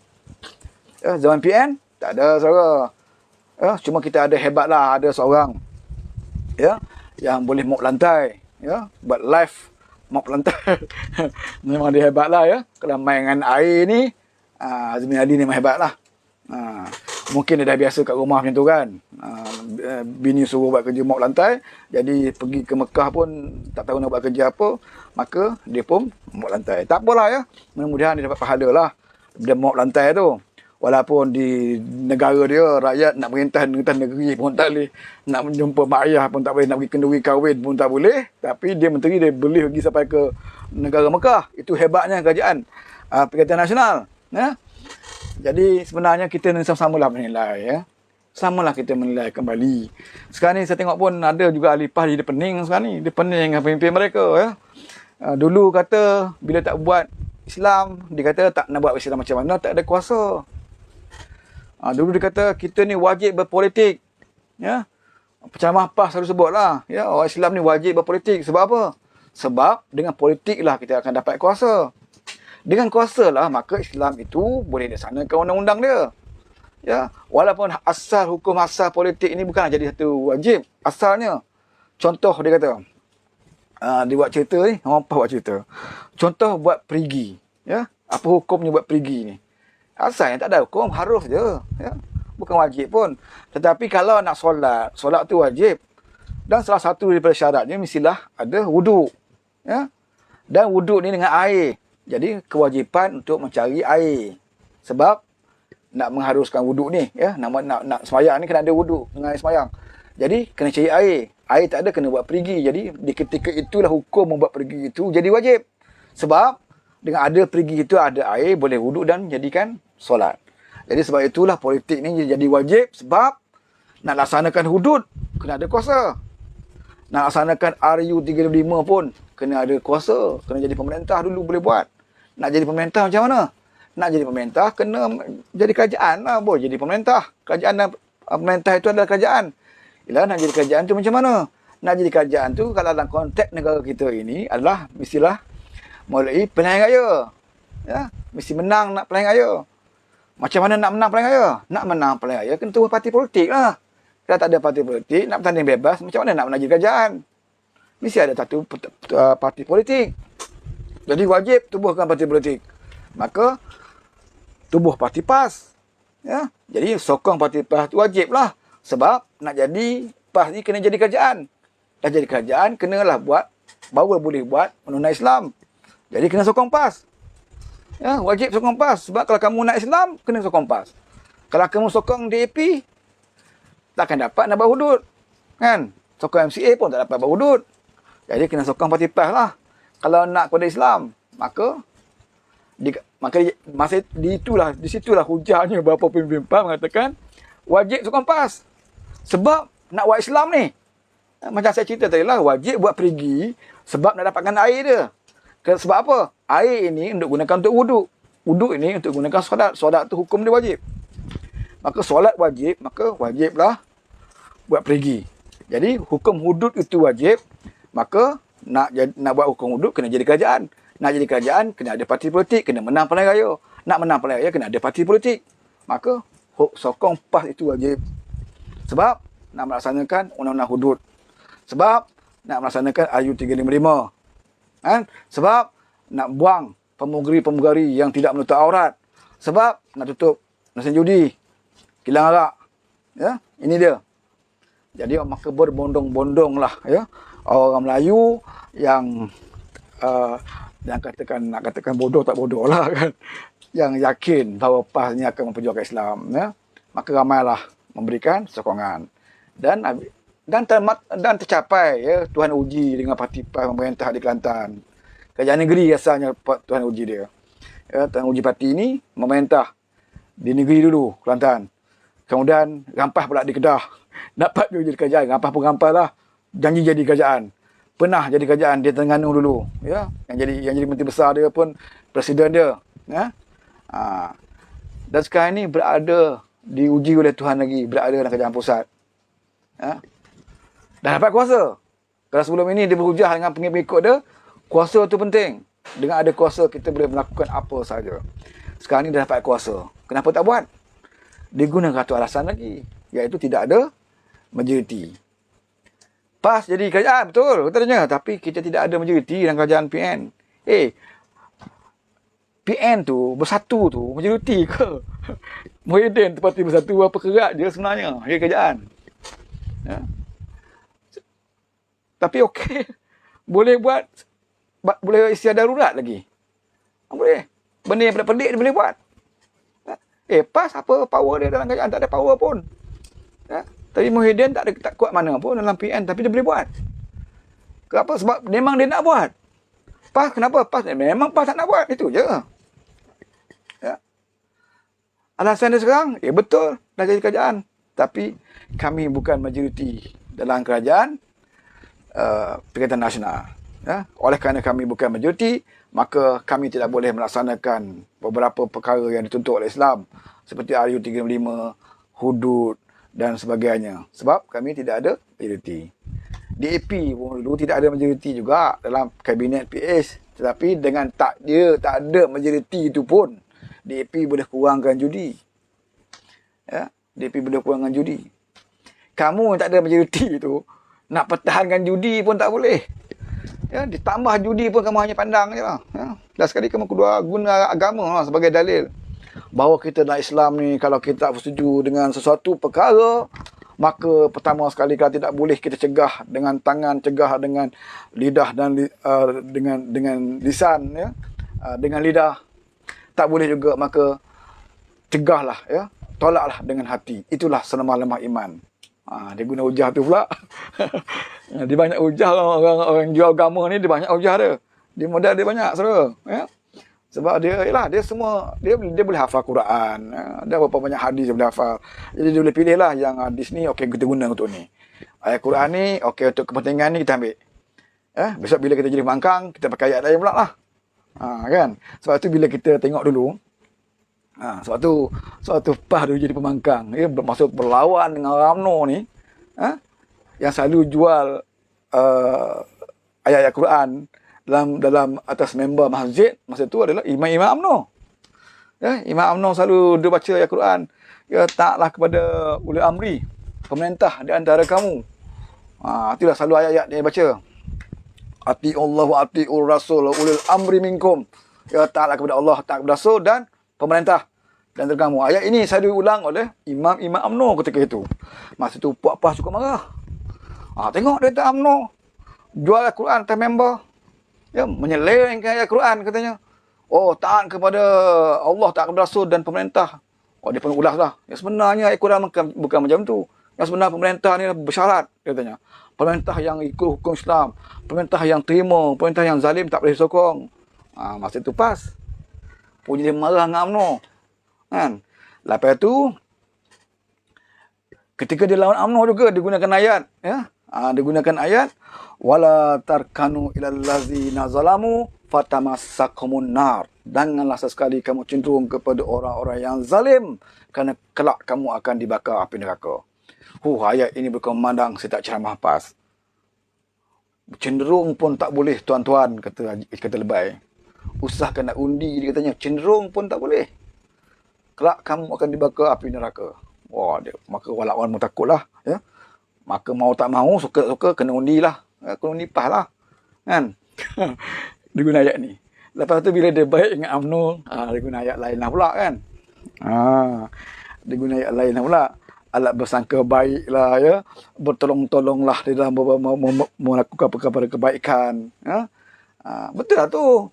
Memang ada ayat Quran supaya kita saling tolong-menolong dalam perkara membawa kebaikan.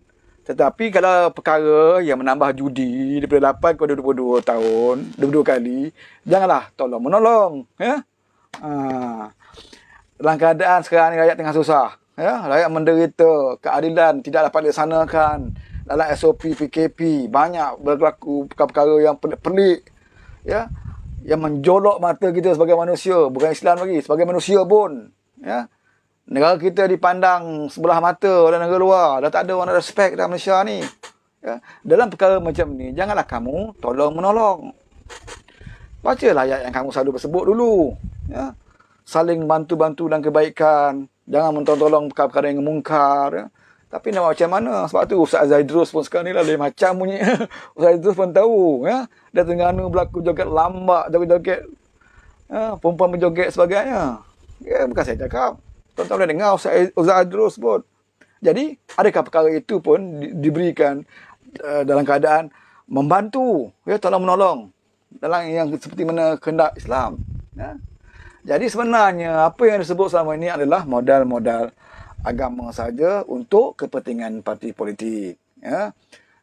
Jadi sebab itulah bila saya baca kenyataan Tuan bin Tuan Man tu di dalam grup PAS, sebenarnya grup WhatsApp PAS untuk nak menteramkan, ya, pasal dia Ustaz Tuan bin Tuan Man ni tahu penyokong PAS dah mula lain macam lah sekarang ni, ya.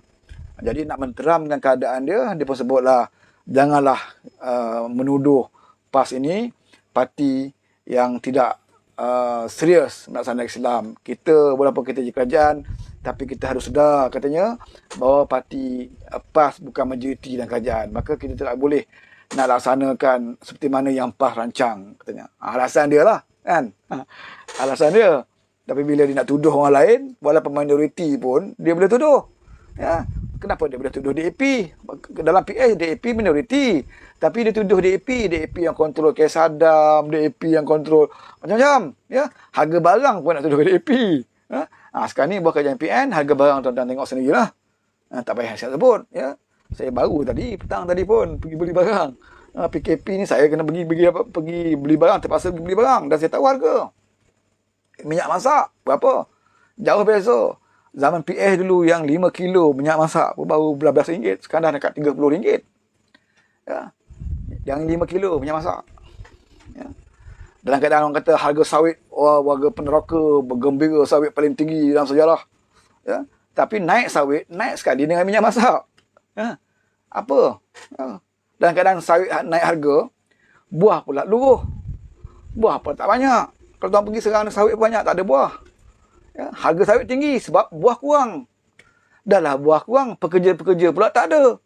Ya, banyakkan dulu orang-orang Felda guna upah tukang kait buah ni. Orang Indon, orang Myanmar. Sekarang dia orang PKP, dia orang banyak balik, dia tak boleh masuk dah Malaysia. Pekerja-pekerja dah tak ada sekarang ni kat ladang sawit.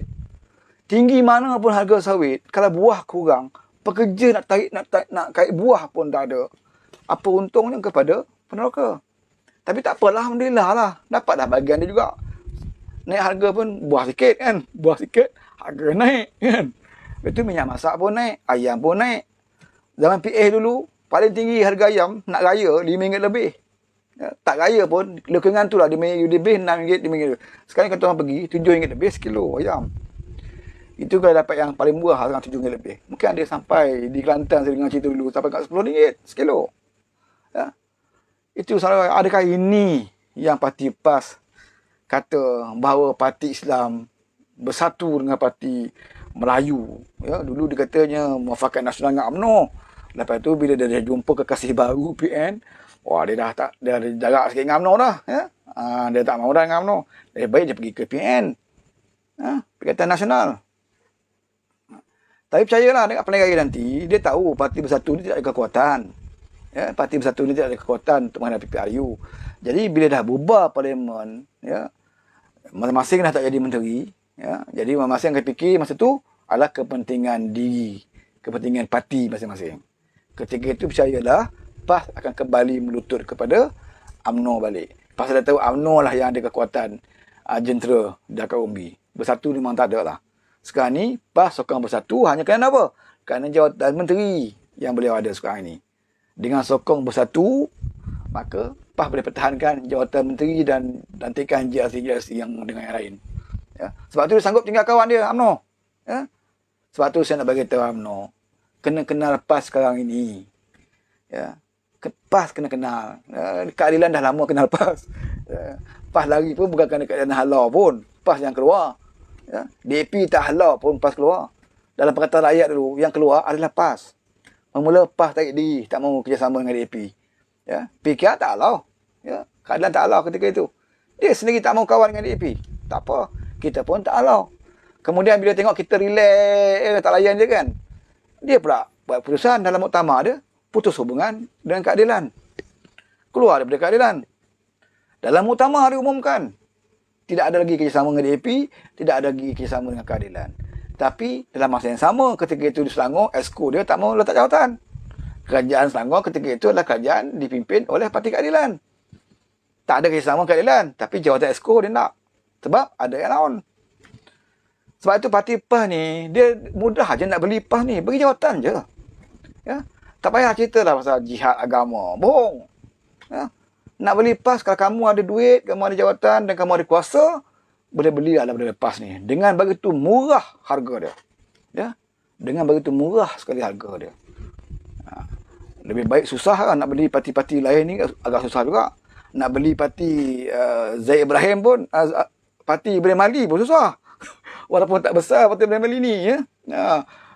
Perkasa tu pun, ya, bukan senang nak beli. Tapi nak beli PAS lagi senang. Umpan dengan jawatan je. Ya. Bagilah jawatan apa pun. Walaupun presiden yang hebat, seorang yang baru ni Motasnek kata sebagai bertaraf wali. Bertaraf wali ni, ya. Jadi menteri duta Timur Tengah je. Bukan menteri. Duta khas je. Bertaraf wali tu. Duta khas di negara Timur Tengah yang tidak boleh pergi Timur Tengah. Ya. Tak ada sejarah lagi, ya, dalam rawatan resmi dia ke Timur Tengah. Ini level Presiden PAS. Timbalan dia apa level dia? Ya, bukan Menteri Kewangan, bukan Menteri Pendidikan, bukan Menteri Pertahanan, Menteri Kanan tak ada. Level dia Menteri Alam Sekitar je. Ya, alam sekitar je. Yang kalau kita tengok dalam Facebook dia cerita pasal apa? Cuaca sana, cuaca monsun barat daya, timur laut. Buka Facebook page dia sekarang. Bukan saya nak bohong, dah buka page tuan dan tuan-tuan. Monsun barat daya, monsun timur laut, dan macam jawatan sebagai pembaca berita yang cerita pasal kaji cuaca ya. Tu level dia. Ya. Wartawan pun tak tanya dengan dia banyak bab pencemaran alam sekitar ni. Wartawan pun tak mau tanya pasal wartawan tahu standard dia akan jawab. Kan? Sebab mula-mula dia dengan jawatan menteri dulu pun apa standard dia? Dia cerita pasal apa ni? Pencemaran hutan sebagainya. Dia cerita Mosang King lah apalah. Mengalut tuan-tuan. Ya, kalau bab pai kan cerita jadi macam kita yalah, jadi macam bahan lawak lah kita kan. Saya pun tak tergamak sebenarnya nak cerita pasal PAS ni ya. Jadi itulah ya yang poinnya saya nak sebut bahawa kita lagi dah pada mauduk di jauh ni sebenarnya.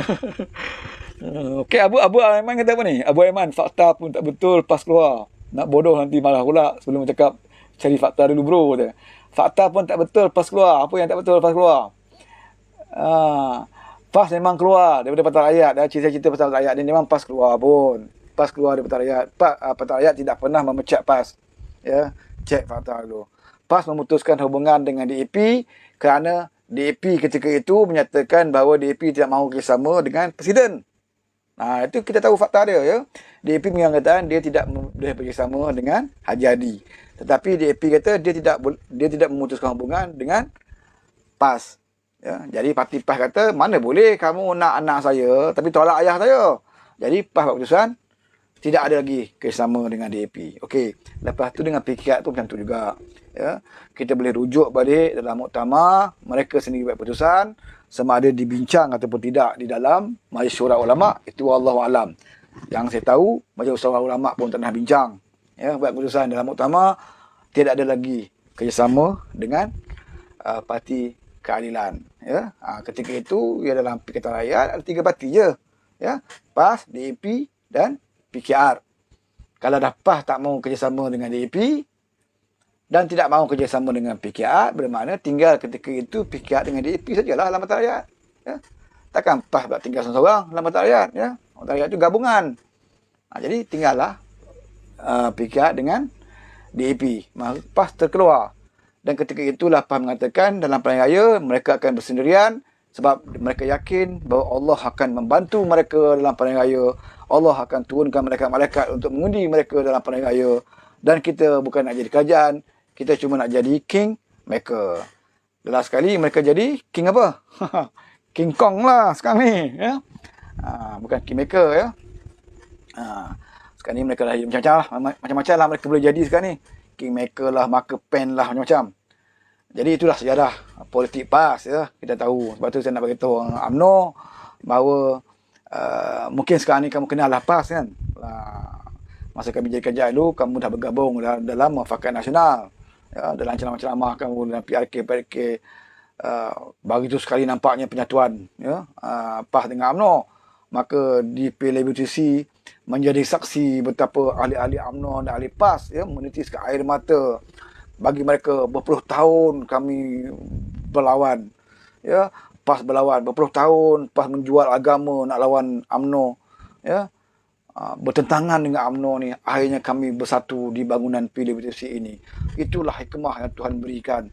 Maka bersyukurlah kita kerana Tuhan telah menyatukan dua penyatuan Melayu Islam, iaitu PAS dengan UMNO saja. Bermakna parti lain bukan Islam lah ya. Kat Malaysia ni UMNO dengan PAS saja. Bersatu, maka hendaklah kita bersyukur. Ya. Sebab berpuluh tahun dahulu kita saling berlawan ya. Bukan saling berlawan ya.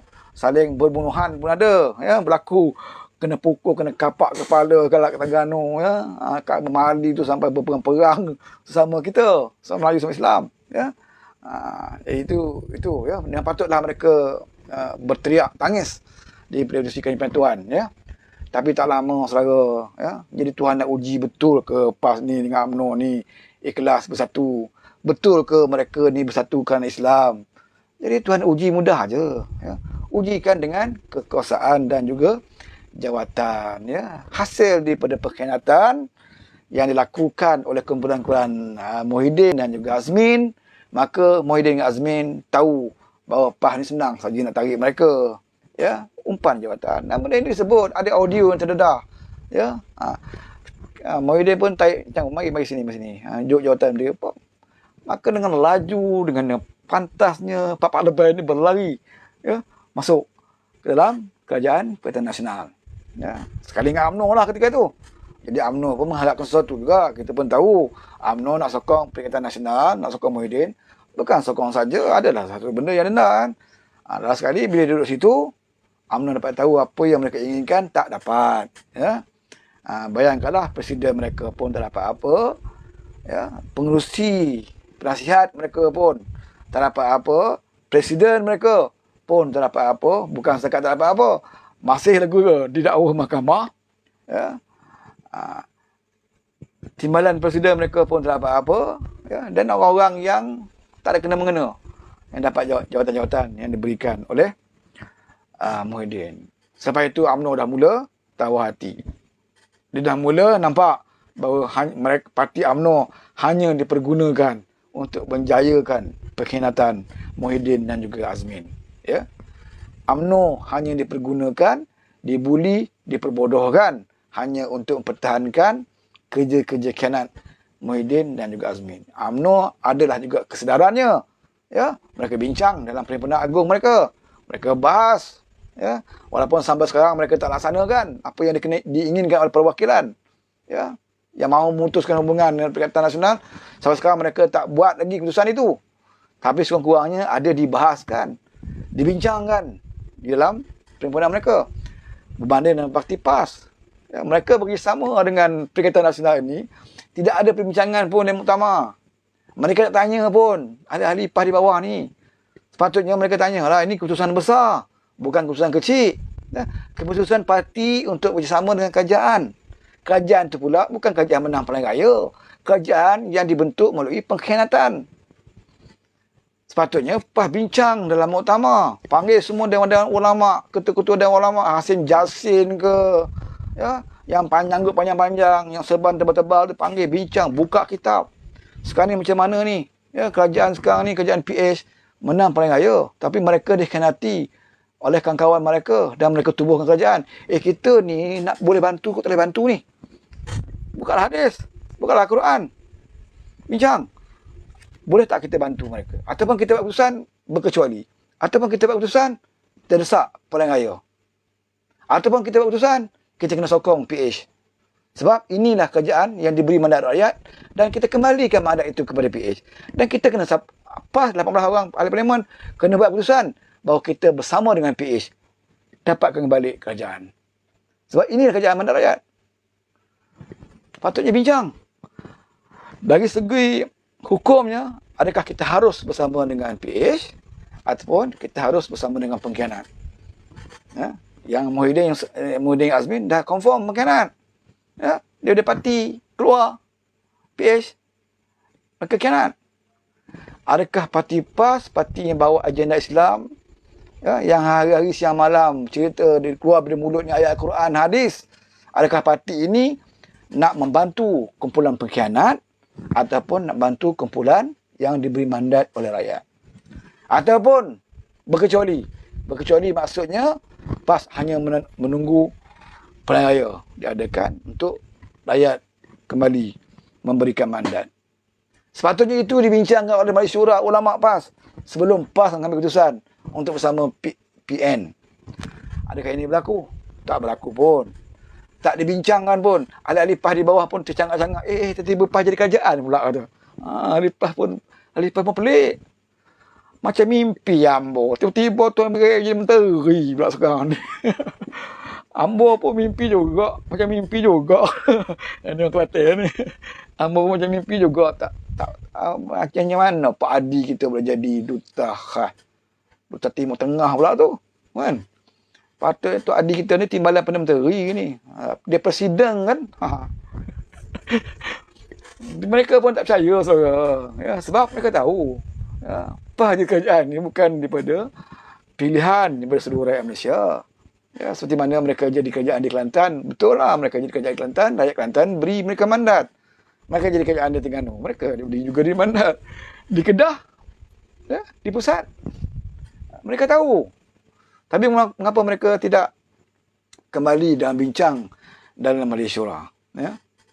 Kenapa mereka tak bincang? Sebab mereka tahu kalau mereka bincang, pasal gabut ke dewan-dewan ulama mereka, ya, Majlis Syura Ulama nak bagi hukum macam mana ni? Ya? Apa kita nak bagi? Kalau nak pakai benda hukum, macam mana kita nak hukum? Nak katakan boleh membantu pengkhianatan, puak-puak yang khianat. Dulu masa kita di Perak, kita jadi kerajaan tu, khianat juga. Niza, Menteri Besar Perak tu, PAS dulu. Ha? Dikhianati oleh 3 orang adun. Kita tumbang. Ketika itu kita bagi tahu rakyat bahawa pengkhianatan itu dilaknat oleh Allah Subhanahu Wa Taala. Kerajaan yang dibentuk di Perak ketika itu adalah kerajaan kudeta. Kerajaan yang tidak mendapat mandat. Ha? Sebab itulah masa berlaku peristiwa pengkhianatan di Perak dulu. Ya? Kejatuhan Niza sebagai Menteri Besar Perak. Berapa ramai lebay-lebay yang berjubah berserban berbaring di jalan raya, ya, di depan pintu istana Sultan Perak. Sebab apa? Ya, mereka berjuang, mereka berjihad. Mereka berbaring dengan jubah-jubah mereka, menghalang kenderaan yang agak sumpah ni. Ya, sebab nak pertahankan kerajaan Niza dijatuhkan dengan pengkhianatan. Dan ketika itu kita sokong. Sebab kita pun yakin bahawa kerajaan yang dibentuk hasil dari perkhidmatan itu bukan satu cara yang betul dalam amanah demokrasi kita. Bukan cara yang betul dalam akhlak Islam untuk menjadi seorang pemerintah. Ya, itu bukan cara dia. Ya, Islam dalam pemerintahan memang juga iktiraf sebagai demokrasi. Ya, pelantikan khalifah-khalifah pun menerima sokongan daripada ramai sahabat-sahabat. Bermakna demokrasi pelantikan khalifah itu menggunakan sistem yang ada. Iaitu mendengar pandangan, bukan ada pengkhianatan. Ya, pelantiknya Khalifah Abu Bakar, Osman tidak ada boleh pengkhianatan. Semuanya adalah pandangan semua, persetujuan semua sahabat-sahabat. Itu dirajah oleh Islam untuk melantik pemerintah. Dan berlaku di Perak adalah pengkhianatan. Sebab itu PAS menganggap pengkhianatan itu diharamkan oleh Islam. Kerajaan dibentuk adalah kerajaan yang haram. Kerajaan kudeta. Maka keluarlah lebay-lebay kata ini kalau gaji jadi menteri besar pun gaji haram. Jadi esko haram. Sebab kamu merampas mandat rakyat. Itu berlaku di Perak.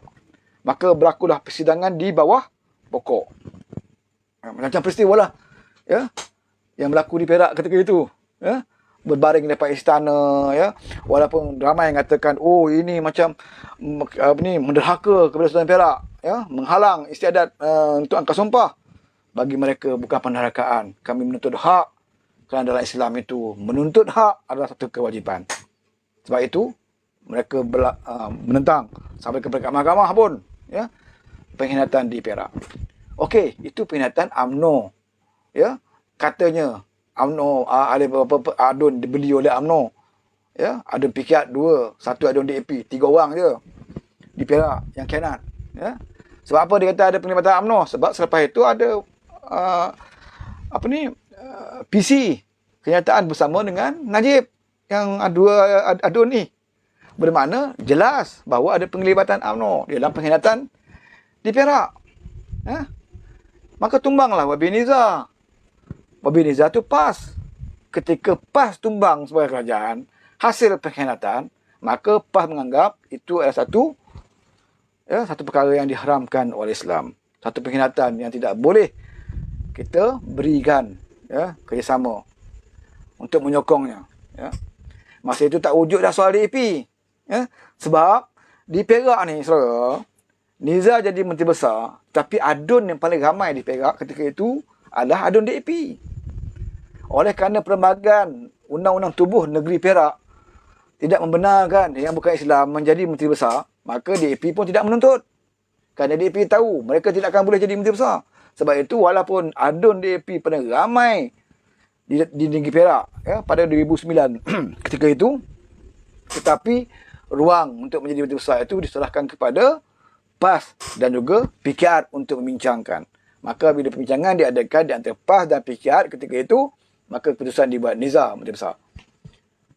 Ramai di dalam drone itu adalah DAP. Ketika itu, tak ada pula PAS kata, oh ini kerajaan Nizar ditunggang oleh DAP. Sebab DAP ramai. Tak timbul. Sebab masa itu, PAS berkasih sayang dengan DAP. Ya? Ini cerita dia, saudara.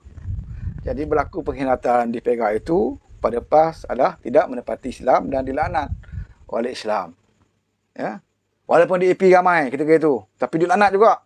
Sebab menteri besar dia PAS jatuh. Tapi bila berlaku PH jatuh, mereka gunakan alasan kita kena tolong kerajaan PN bersama Muhyiddin, bersama Azmin, bersama UMNO, kita kena tolong PN sebab kita tak boleh sokong PH, sebab PH ni dikuasai oleh DAP. Timbul pula isu DAP apabila nak menjatuhkan PH. Ketika kamu jatuh di Perak, DAP paling ramai sekali ketika itu. PAS ada berapa orang je.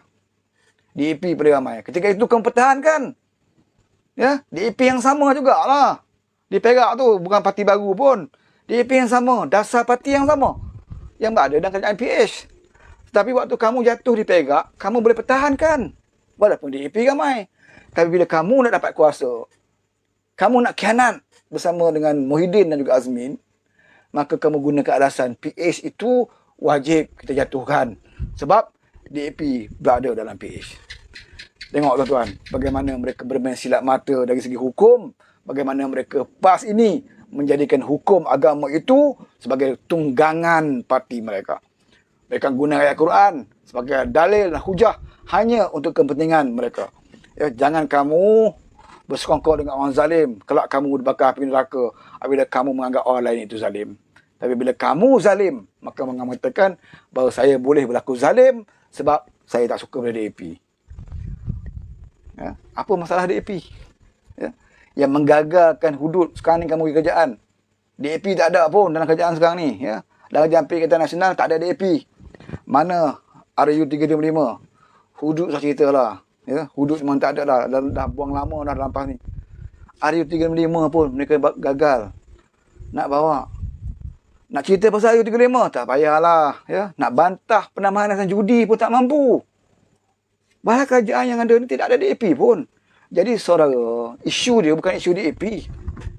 Isu dia bahawa PAS memang tidak boleh jadi kerajaan. Dia tidak ada kekuatan, tidak ada kemahuan pun untuk bawa Islam.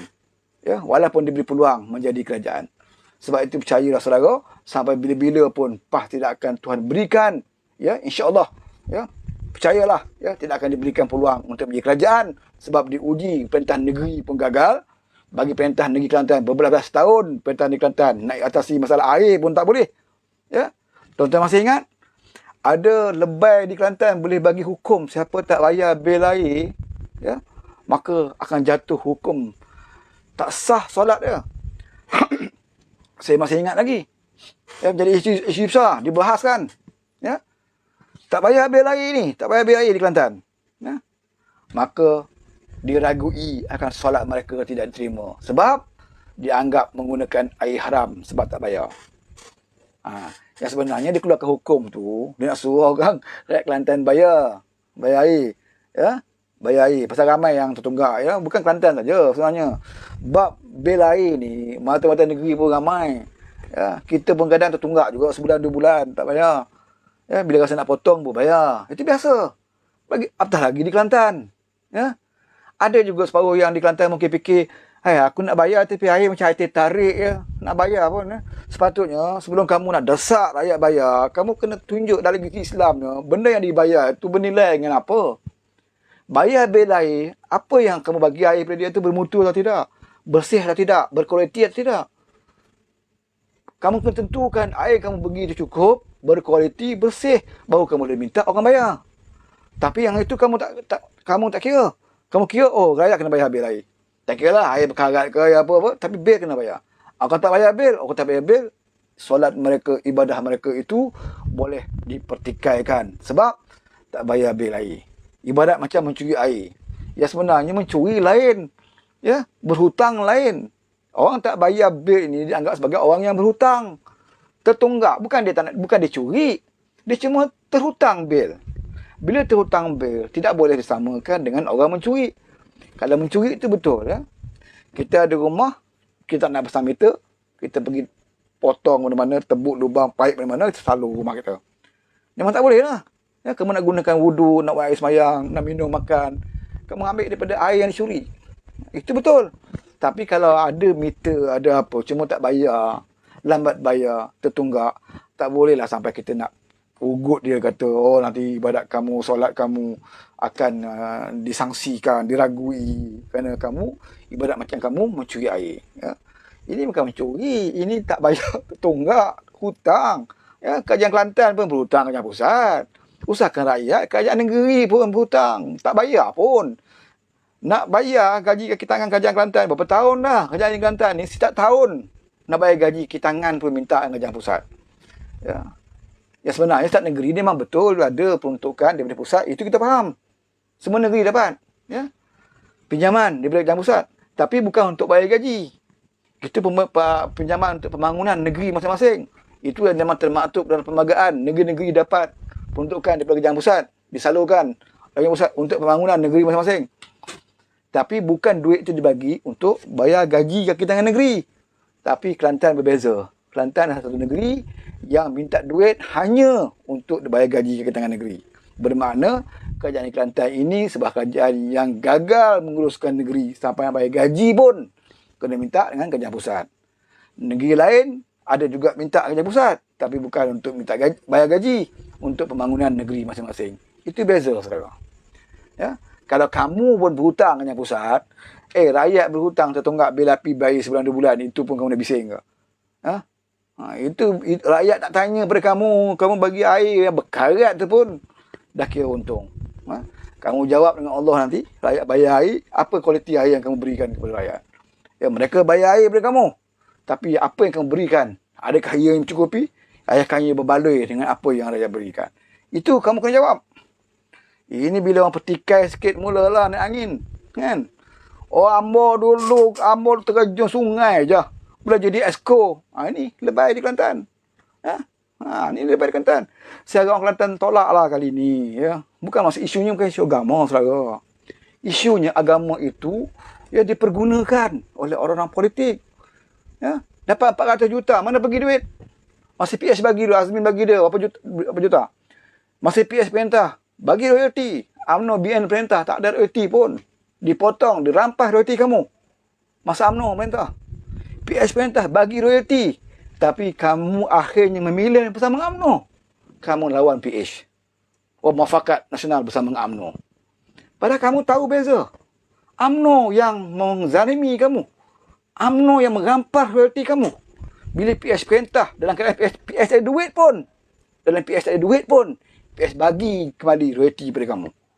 Ratusan juta, bukan sekadar royalty, bagi cash lagi oleh Azmin pada kerajaan Kelantan. Ya? Tapi apa kamu buat? Kamu pakat dengan UMNO untuk nak jatuhkan PS. Nak jatuh pilihan raya, okey, tidak masalah. Kami bersedia untuk berdepan dengan kamu dalam pilihan raya. Tapi paling jahat sekali, kamu bukan jatuhkan PH oleh pilihan raya, tapi kamu jatuhkan PH dengan pengkhianatan yang dilakukan oleh pengkhianat Muhyiddin dan juga Azmin. Kamu bersekongkol dengan mereka untuk menjatuhkan kerajaan yang dipilih oleh rakyat. Sebab itu, saudara, naiknya kerajaan ini bukan negara tambah baik, negara tambah hancur. Kenapa? Kerana orang-orang yang tahu agama pun bersekongkol dengan pengkhianat ini. Ya, sebab itu saya nak bagi tahu, cukuplah. Musnahlah negara ini, musnahlah agama ini sekiranya orang-orang agama itu menjual agama masing-masing. Sekiranya orang-orang agama itu mula mendampingi pemerintah yang zalim sehingga orang-orang agama itu sanggup menjadi terompah kayu kepada pemerintah-pemerintah yang zalim. Sebab itu jangan mimpi kepada sebuah negara yang mendapat rahmat, petunjuk daripada Allah Taala. Bacalah doa setiap hari Muhyiddin pun, negara ini tidak akan pulih selagi tidak ada orang-orang yang berjaya memperjuangkan apa yang agama suruh, iaitu melawan kemungkaran yang berlaku hari ini. Tegakkan keadilan sampai kita berjaya. Jangan harapkan parti Islam untuk menegakkan keadilan, kerana parti Islam itu sendiri pun menjadi kerajaan hasil daripada kezaliman, hasil daripada pengkhianatan. Maka jangan harap parti Islam ini untuk menuntut keadilan. Kita yang bukan sebagai parti Islam, kita sebagai rakyat biasa, kita sebagai rakyat yang bukan ada parti, harus sedar bahawa kitalah sebenarnya yang diamanahkan oleh Allah SWT untuk menyelamatkan negara ini. Jangan kita pandang jubah dia, jangan kita pandang serban dia. Kalau jubah dan serban itu sekarang ini mereka gadaikan dan mereka pakai jaket dan kot, mereka pakai kereta-kereta yang mewah, mereka boleh jadi menteri tanpa ada kerja, makin gaji buta, rakyat sengsara. Maka kita harus bangkit, kita harus berjuang, saudara. Jangan takut, jangan bimbang, dan yakinlah Allah bersama kita. Allah uji kita kali ini. Kita berdepan bukan saja dengan orang-orang yang begini. Kita berdepan dengan orang yang munafik, orang yang menjual agama, orang yang sanggup memperbodohkan adik-adik kita. Selagi kita ini ada iman, kita percaya dengan kebenaran yang Allah berikan kepada kita. Jangan kita takut. Kita harus terus berjuang, dan kita ahli keadilan khususnya yang biasa dengan kesukaran. Ini ujian yang sedikit. Ini ujian yang sedikit. Kita berdepan dengan kerajaan yang sekarang tengah goyah, pada menteri yang tidak ada sokongan, dengan parti yang tidak ada pendirian dan prinsip, dengan UMNO yang sekarang ini telah berpecah. Maka kerja kita hanya satu, iaitu dapatkan kerjasama, tak kira daripada parti manapun. Kalau ahli PAS yang dah mula sedar, ayuh bersama kita. Kalau ahli UMNO yang dah mula sedar, ayuh bersama kita. Kita wujudkan sebuah kerajaan baru yang betul-betul kerajaan membela nasib rakyat. Kerajaan yang akan membela semua. Tak kira apa agama, tak kira apa kaum, asalkan negara ini dapat diurus dengan baik dan negara ini kembali ke sebuah negara yang mendapat kedudukan dan pandangan maruah yang tinggi di kalangan negara-negara lain. Cukup sampai di sini, menghampiri pukul 12, insya-Allah. Kita akan jumpa lagi di lain masa. Assalamualaikum warahmatullahi wabarakatuh.